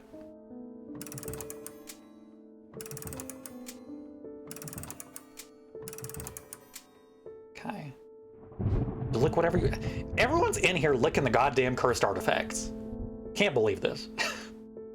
Mods, can we get a shout out for Grey Cat Cafe? Pretty please. Alright, so we're looking for... half moon symbol in the catacombs would be my guess. Which is gonna be this one. Here we go. Hey, nice. Air is stifling in the darkness and the claustrophobia of the tunnels almost overwhelms me, but I press on. I remind myself that there are few who venture down here, which means the chance of an interesting find are higher. It doesn't take long for my search to bear fruit. Hope you're doing well, Gray. It's good to see you. Oh, fun! That looks dangerous. sharper than it looks. Carved detailing. Wood, oak, if I'm not mistaken. Oh, that's the blade thing. Gold. Also, it's been 3 minutes. Thank you for attending Southern Y'all hours. It will eventually happen again. Murder, yeah! Nothing to remark. Okay, okay. I have so many fucking amulets. So many goddamn amulets. Hello, Thaddeus. Welcome back. The witherance was a terrible idea, yeah? I've only gone and made things worse. I wish Eli was back. He'd know what to do. Some years ago now, a friend brought an item to me, a black casket, and I learned that it was a dark article. I should have brought it to Eli right then and there, but I knew he would want to destroy it. Yeah, dog, 'cause it's dangerous. I'm a collector of things. It seemed too important to allow it to be destroyed, but I see how naive that was now. Casket is far more dangerous than anything I've come across before. And now I hear they are looking for it with their black eyes. Yeah, the vocals are real good. Big fan. Either I need to keep them out of the museum or bring the casket here to Strange Antiquities and hide it in one of its secret places. I feel like both of those are bad ideas, but okay. Dread Vivant Lunima. Well, you know what? Called a moon pool or Heart of Tranquility, harnesses the power of the elements to create an aura of unease. Used to keep people away from places they are not welcome. That also shouldn't be used when the moon is full.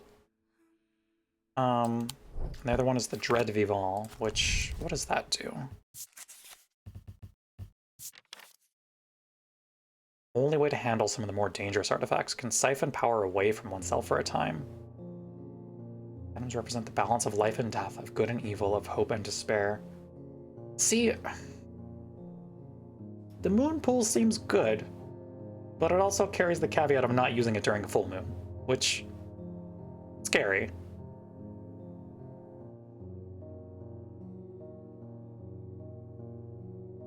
If I had to guess, I would think this is our Dread Vivant.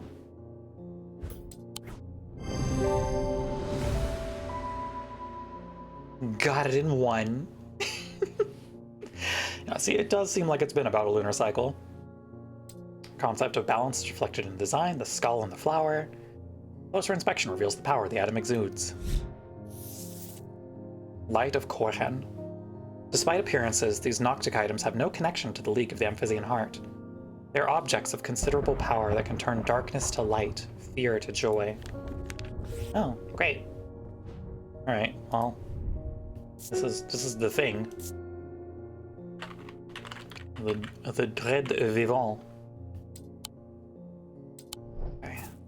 What next? Oh, hi, David! There's an uneasy quiet in town today. There aren't many people out and about. I'm heading straight home as soon as I'm done with my deliveries. That's probably a good idea.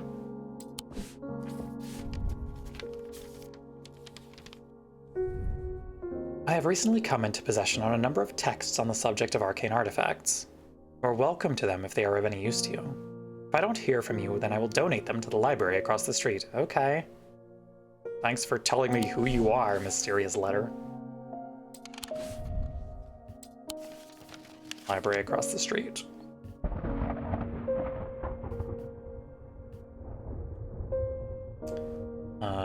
Is it just the Wordsworth?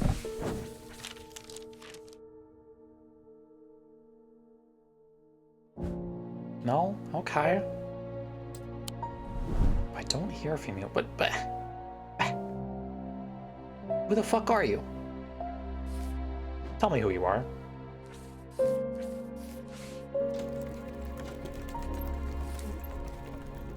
I don't think the lens will reveal anything here, but it was worth a shot.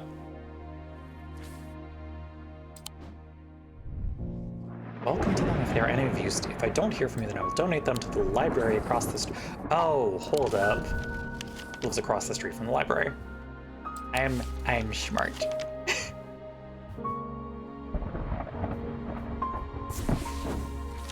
There we go. Several of these scrolls look promising, but they are written in the Draidic script and my understanding is too rudimentary to make use of them. If Aruna was around, I'm sure she could translate them, but she isn't and I can't. We have a thing for that. We have the translatey thing that I'm blanking on the name of right now. The Babellium. What did that look like again? We've gone through so many artifacts today. What was that?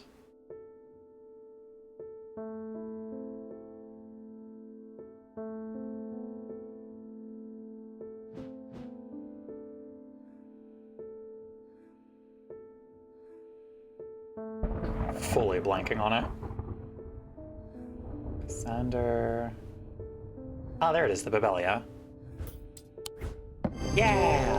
The effects of the Babelia make my head spin and I close my eyes tight for a moment as my mind catches up. The pages swirl and blur in front of me, letters and words floating in and out of focus. After a time, I find that I can read them, though it takes some effort and I feel drained as I reach the end. Oh, new stuff. Water's Shadow. It is alleged that a water's shadow can be used to pass through solid matter, but the art has long faded from memory. The items themselves are often uninteresting, producing only a faint thalamic field, perhaps as a result of going unused for so many years. Okay. Hello, Anna Bryant. With all that's been happening in Undermere, I picked the worst week possible to lose my Briggic charm. I hope that you have one that I can replace it with. Sure, let me take a look for you, girlie. Let's take a look-see through the collection. Right, that has the triple goddess symbol on it. Let's take a look.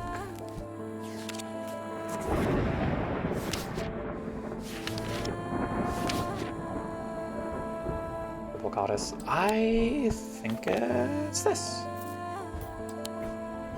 Yeah, there we go. Item resembles the symbol of the triple goddess. Hell yeah. Argil, a vessel of earth used in various Draidic rituals. Which, pretty sure I know which one that is. Okay. Charm. I think it's this one. Also, does this make a Draidic field? Yeah, it does. Okay. Yeah, that's an Argil.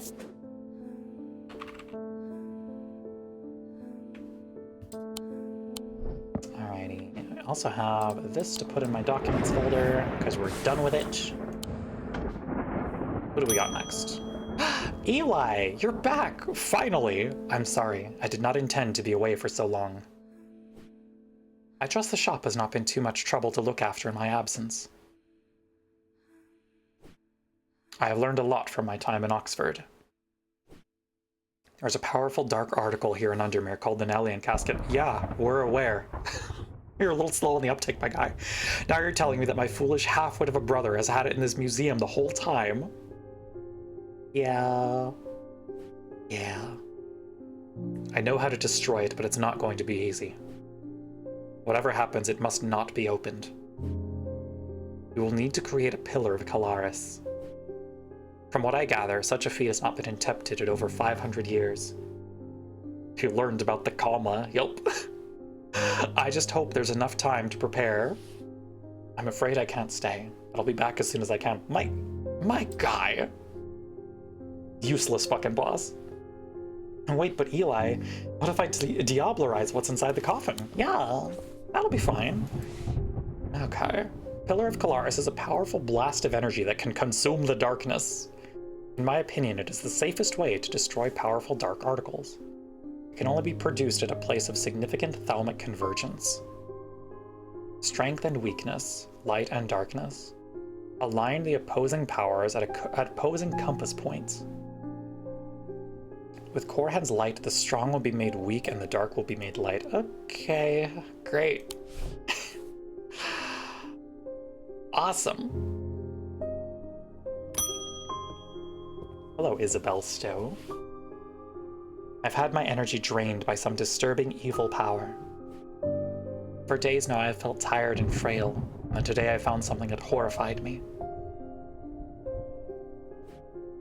Beneath my bed I discovered a carved wooden effigy with a strange symbol painted upon it.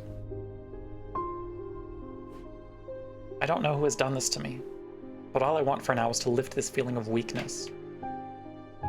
Oh, great. Okay.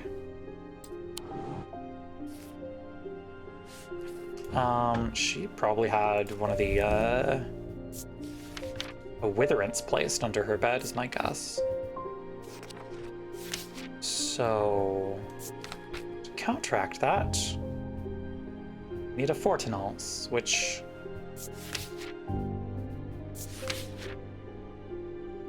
Strength. Stone or iron is a small totem. Let me look at our symbols real quick so I remember what the symbol for strength is, because I don't have that off the top of my head. Symbol for strength. Okay.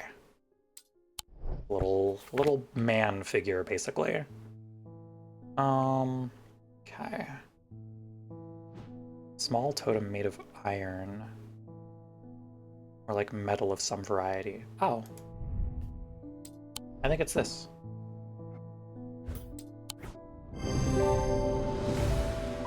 There we go, a Fortinance. Item bears a symbol of strength. It is made of stone.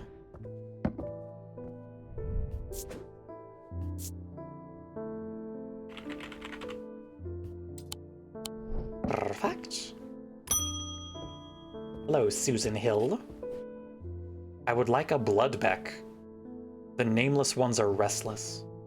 I am ready to hear their voices. Okay, great. Happy for you?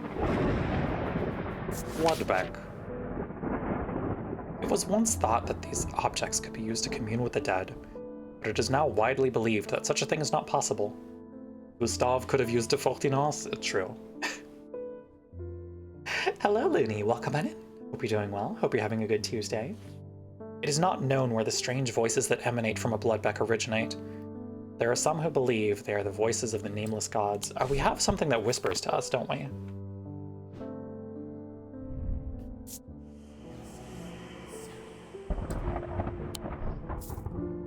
Was it this?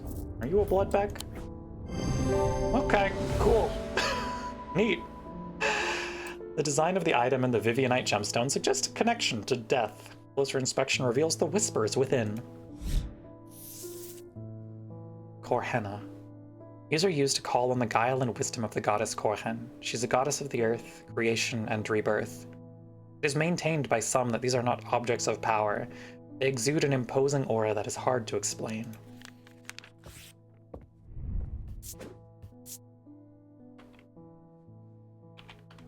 There we go, Bloodbeck.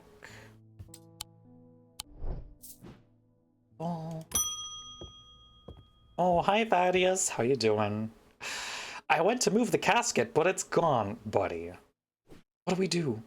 I heard Eli is back in town, but he hasn't come to see me, and if he's not here, then I don't know where to find him. Oh god, what do we do? Buddy. Buddy. Okay, cool. End of day 17. This is Strange Antiquities. It is a... it's the sequel to one of my favorite games, or cozy games, Strange Horticulture. In this game, you run a magical item shop and identify things. It festered and pulsated until it could no longer be contained. Some part of it reached out from the darkness, creating eyes so that it might find itself, and hands so that it might open itself. The casket wanted to be opened.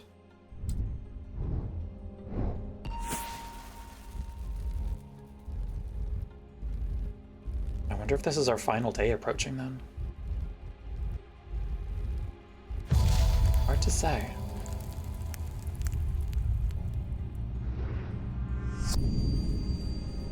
I lie below books and scrolls on the esoteric and the arcane. Day 18, Sunday. Lie below books and scrolls on the esoteric and the arcane. Okay.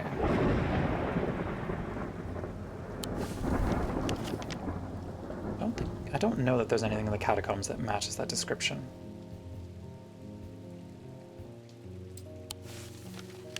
Is there anything here? The library. The library is on the second floor. Lie below books and scrolls on the esoteric and the arcane.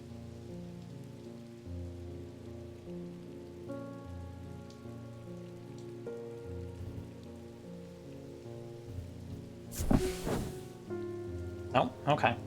Entering the library, I'm drawn to a dark alcove round to the right, bearing the title Esoterica and Arcana. I am sure there is much to learn here, but sadly a cursory glance is all I have time for today.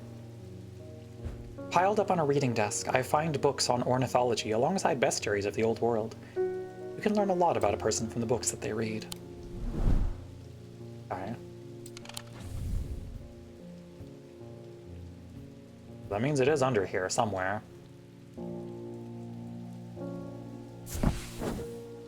This is a mistake. Oh, fine. Fine. Below books and scrolls on the esoteric and arcane. Okay, let's take a look at this again.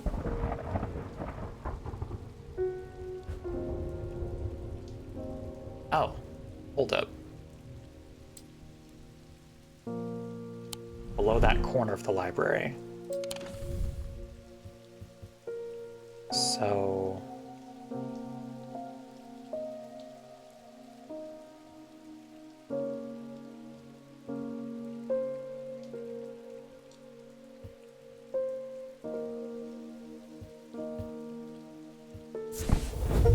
there we go! Hell yeah! As I open the door, I am hit by the musty smell of damp. This room hasn't been entered for some time. The corner of the room is piled high with scrolls of parchment and old books, but underneath the debris I find something of interest. Finished all clue cards. Oh, good. This seems lovely. I have nothing to remark. Nothing to remark. Polished, weathered. Iron. Piece of driftwood. Painted markings, a turquoise gemstone. I wonder if this is the seafaring artifact that we never really put to use. Who could say? Oh, hi, Eli. Welcome back. Museum was ransacked last night. I went looking for my brother, but he's nowhere to be found. The good news is they didn't find what they were looking for. I moved the casket myself and hid it here in one of Strange Antiquities' vaults. It's safe for now, but we can't leave it here for long. I have more to prepare, but I've left instructions on how to access the vault in the desk drawer. Do tell.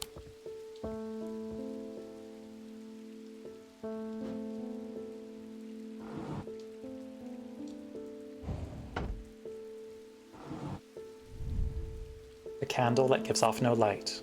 An anchor that has never touched the ocean. A finger, but not of flesh. Okay.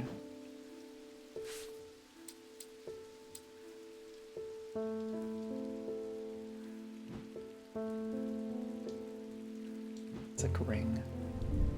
Anchor that has never touched the ocean. I feel like that's the...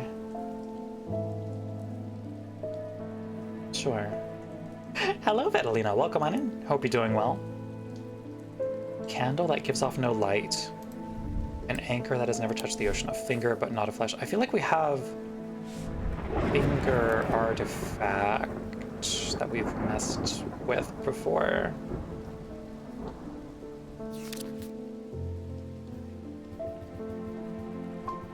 Blanking on what it was, though.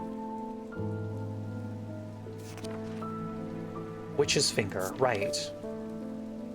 Said to be the severed digits of the Witch of Undermere. Thank you for the head pats, much appreciated. Capable of inflicting intense pain. The goal is supposedly purification of the body. Okay.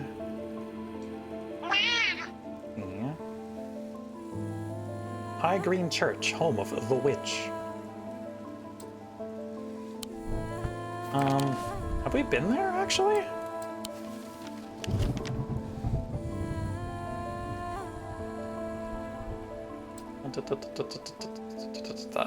Maybe not. Undermere Church, which is not it. I don't think so. Oh, never mind. High Green Church, right there. I'm smart. Church is old and the roof is in need of repairs. Moss and lichen add splashes of color to the otherwise gray exterior. I wander around to the back of the church where an old yew tree stands. Its gnarled branches scratch gently against faded gravestones in the breeze. The pastor strays into my moment of quiet reflection and imparts some local lore. The tree is known as the Witch of the High Green Church, and there are those who believe it to have unnatural powers. While the tree lives, the witch's fingers cut from its limbs are alleged to provide healing through pain. I wonder if it's this. Nothing to remark. Rough and gnarled. Nothing to remark. Wood, yew, I suspect. I think it's this. Let me check the symbology on it real quick.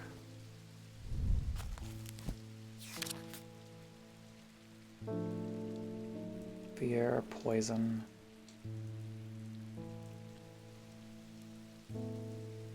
One specifically for pain?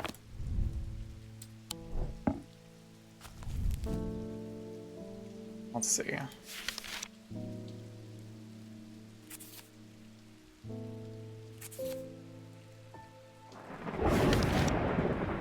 Witch sign. Yep, there we go. That's our witch's fingers.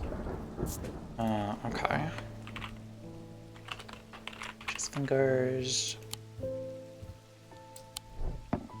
Candle that gives off no light. Which we have, right? We provided a candle of some variety. I'm just trying to remember what it was. Carrick's candle.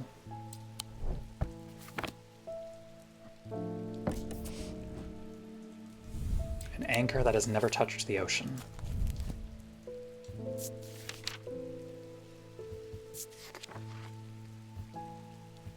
Okay. Is it the shin? Well, no, never touched the ocean. So it's not that. Deadless link? No. Anchor, anchor, anchor, anchor. What am I thinking of here? Shadow anchor. Yes, yeah. Okay. Which was that?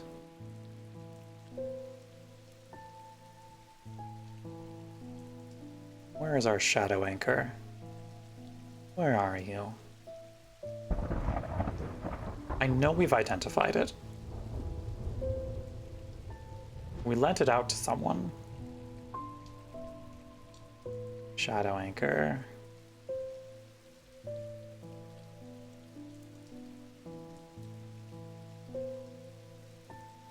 Chris, Neverquant. Nope, that's a veiled fen. That is not what we need. Does anyone remember what the shadow anchor was? Because I don't.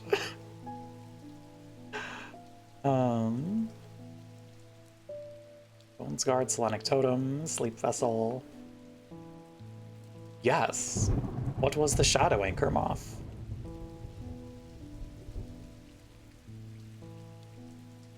What did it look like? Gold thing at the top left of the right cabinet. Right, thank you. There we go. Puzzle solved. Alrighty. Time to get the waning moon. What do we got? Let me in. Yay! We found the fucked up casket. Okay, this gets to go in the completed drawer. Blackened wood, gold. A complex feeling comes over me.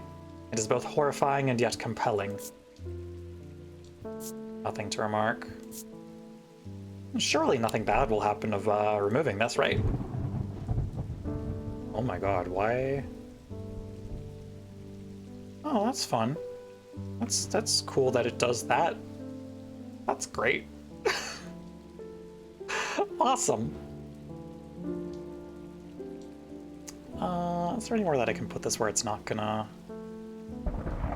cause trouble? You get to go here, under the counter. That's fine. It's fine, right? Surely there'll be no consequences. Hello, David. Is it eating the light? A little bit. The lake is turned black. As omens go, I'd say that's probably quite a bad one. But the mail won't deliver itself. Buddy, take the day off. It's okay. I found this note in an old writing desk up at Gleeston Castle. I expect it will mean more to you. Fear in autumn, rising in winter. Feels all too prescient as we hurtle towards winter and a terrible, unknowable fate. Okay, and let me go decipher your grandpa's fucked up message. Fear. It's the little inverted triangle. Fear in autumn, rising in winter. Got it. You got it. Fear in autumn. Rising in winter. I searched the room at the foot of the western tower quite thoroughly before finding a stash of papers. To my dismay, they are largely the scrawlings of a madman, but in amongst the nonsense there is some valuable information. Storm ward? Oh. Some new item identification stuff. I've also completed this. Right. Okay. Hello, Barton. Welcome on in. I have discovered the missing piece of the puzzle. There's an ancient shrine to the nameless gods at the skull of Blencathra. It seems humanity tried worshipping them once, long ago, before we learned how little they care for us. We must take the casket there. Whatever happens, we must not allow it to be opened. Okay.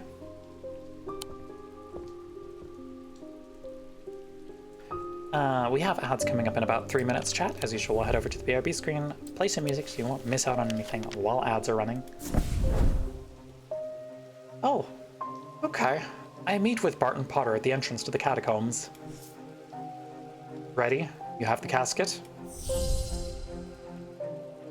Sure. Yeah. There we go. I'm gonna snooze ads, actually. This feels important. I show him the small black chest and his hand moves up to rub the side of his eye absent-mindedly. Smaller than I remember. We begin our descent into the depths, down twisting tunnels and past silent tombs. It is hard going and we pass the time deep in thought, only speaking when we need to consult the map. Finally, we come to a large cavern. Illuminated by our flickering torches is the giant skull of some long-dead beast, huge and terrifying and ominous. The skull of Blencathra. It is too big to have found its way here through the tight tunnels, so it is not clear how it got here. But we don't have time to ponder that now. It soon becomes apparent that our journey has only just begun. The skull marks the entrance to a new system of tunnels, one that are not marked on our map. We trudge onwards, deeper into the earth, trying not to think about the pressing weight of rock above our heads. Stop. He says it so abruptly that I nearly drop the torch in panic. And I see it. A terrifying chasm in the path ahead. By some trick of the shadows and with my mind elsewhere, I had come close to stepping out into nothing. This is going to be tricky. At first, I don't see how we can get past this obstacle. The gap is too big to jump, and attempting to traverse it would be too dangerous. Then I remember the items I have with me. Surely there is something I can make use of. Yes. Where's my Daedalic link?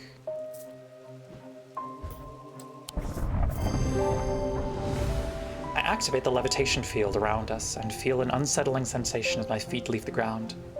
We float slowly across the chasm and my heart beats faster in my chest. Sacrificing it to the dark gods instead of destroying it? I mean, we'll see. It is tempting to race across to the other side and feel solid rock beneath our feet again, but a Daedalus link requires a delicate balancing act and must be used slowly and carefully. We reach the other side with great relief and continue on our way down the narrow corridor. I'm the first one to spot the next obstacle. As we approach a bend in the tunnel, I see a flickering orange light sending shadows dancing across the wall. Peering around the corner, I am confronted by a bright light that my eyes struggle to adjust to. A wall of intense flame fills the passage from floor to ceiling. An impossible, bright yellow-orange fire swirling and billowing and roaring in a place where it should not be. I watch mesmerized for a moment, trying to work out where the fire is coming from before being forced to retreat from the heat. What is it? I explain our hopeless predicament, and as I do, I realize that perhaps it is not so hopeless after all. Perhaps there is a way through.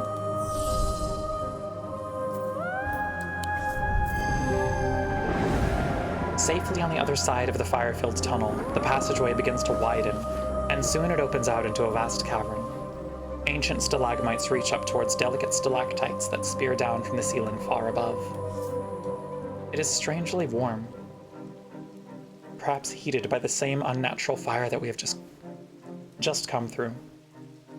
In its center sits a dark pool.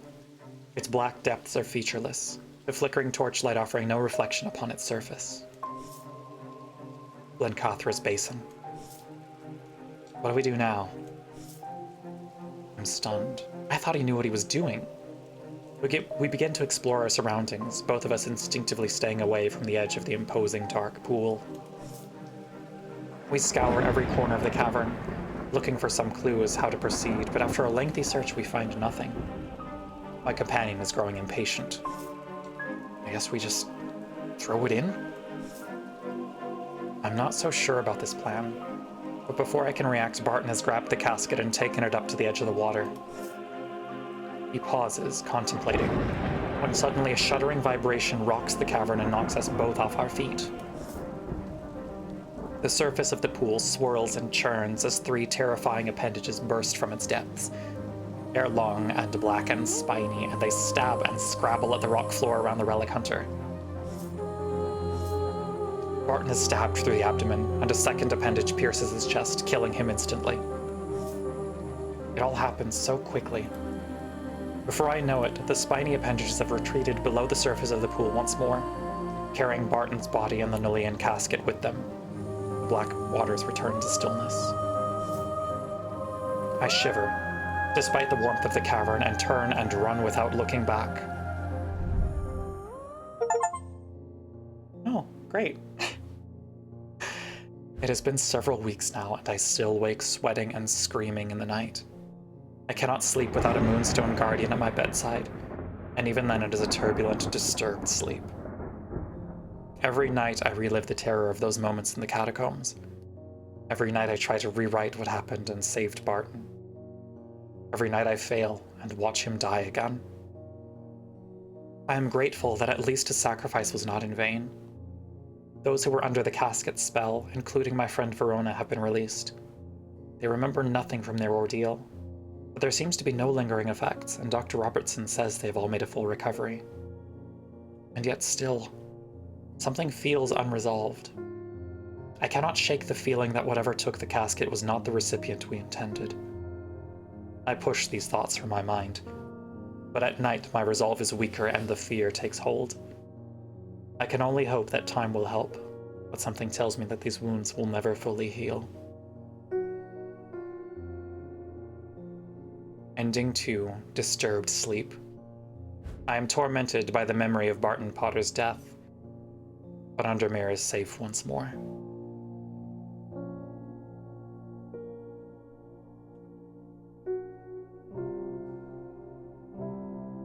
Jupiter rescued, fully recovered from his catnapping ordeal. Good. I'm glad.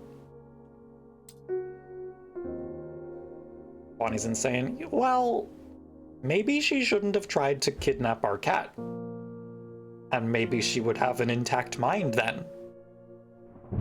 Did she ever think about that? Alright, that was Strange Antiquities. Very fun game. Epilogue steals my Moomin. Where's my diverging hook? Hold, please.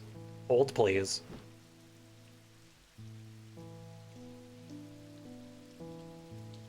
Hey, Cameron, you don't need to, like, all of your mind, right?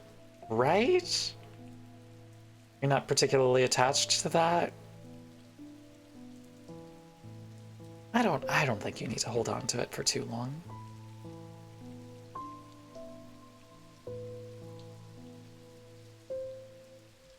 I think the epilogue is, if I remember right, it's the infinite mode, but I'm not sure. Tess Sherwood. Oh yeah, my father's suffering from Morgan's insanity. His doctors have given up on him, but Dr. Robertson told me there might be a way to save him.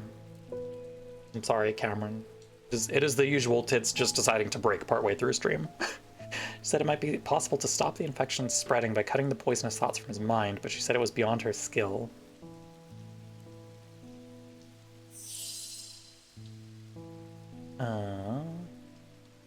Morgan's insanity. How can we fix that? How do we mess with that?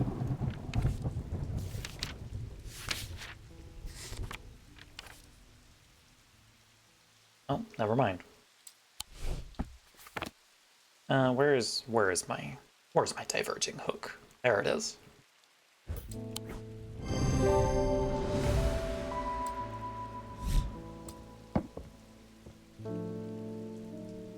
Okay. I'm pretty sure epilogue is just the infinite mode. Peggy Grafton. She's an old hermit living out past Wast Water who barely comes into town. He brings me lists now and then for odd things. This time he wants something that will pull water from thin air. No idea if he's mad or onto something, but I said I'd ask around. Yeah.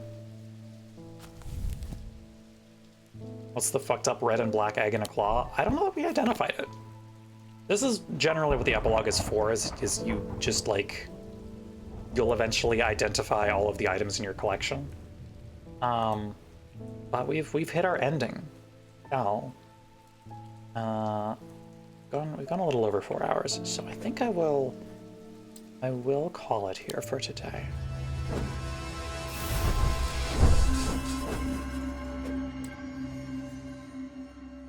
Take us back over here briefly.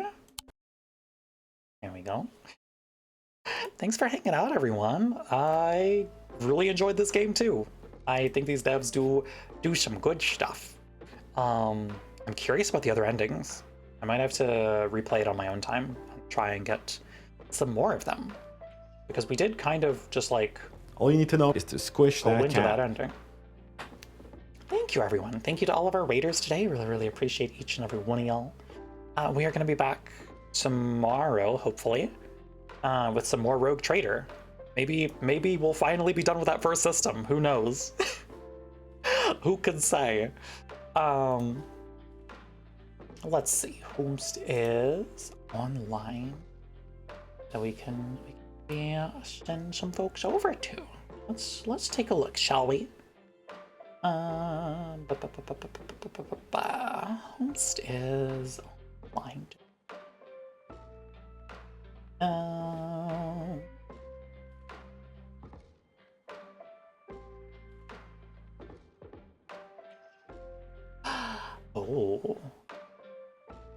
Yeah. We haven't said hi to them in a little bit. Maybe we go say hi to Luxie. They're playing... I think they're playing Remake. Let me make sure. Yeah, they're playing RE4 Remake with some excellent Leon mods. So we're gonna go over there. Let me grab our raid messages real quick. Lux understood the assignment. You know, there's an appropriate outfit for Leon Kennedy. If you're subscribed, feel free to go ahead and use that raid message. If you're not, go ahead and use this one. We're gonna go say hello to Luxor VT. So stick around for that raid. I will see some of y'all tomorrow for Warhammer 40k Rogue Trader in the event that I do not see you. I hope you have a wonderful, wonderful rest of your day. Take care of yourselves. And as always, until I see you again, best of luck.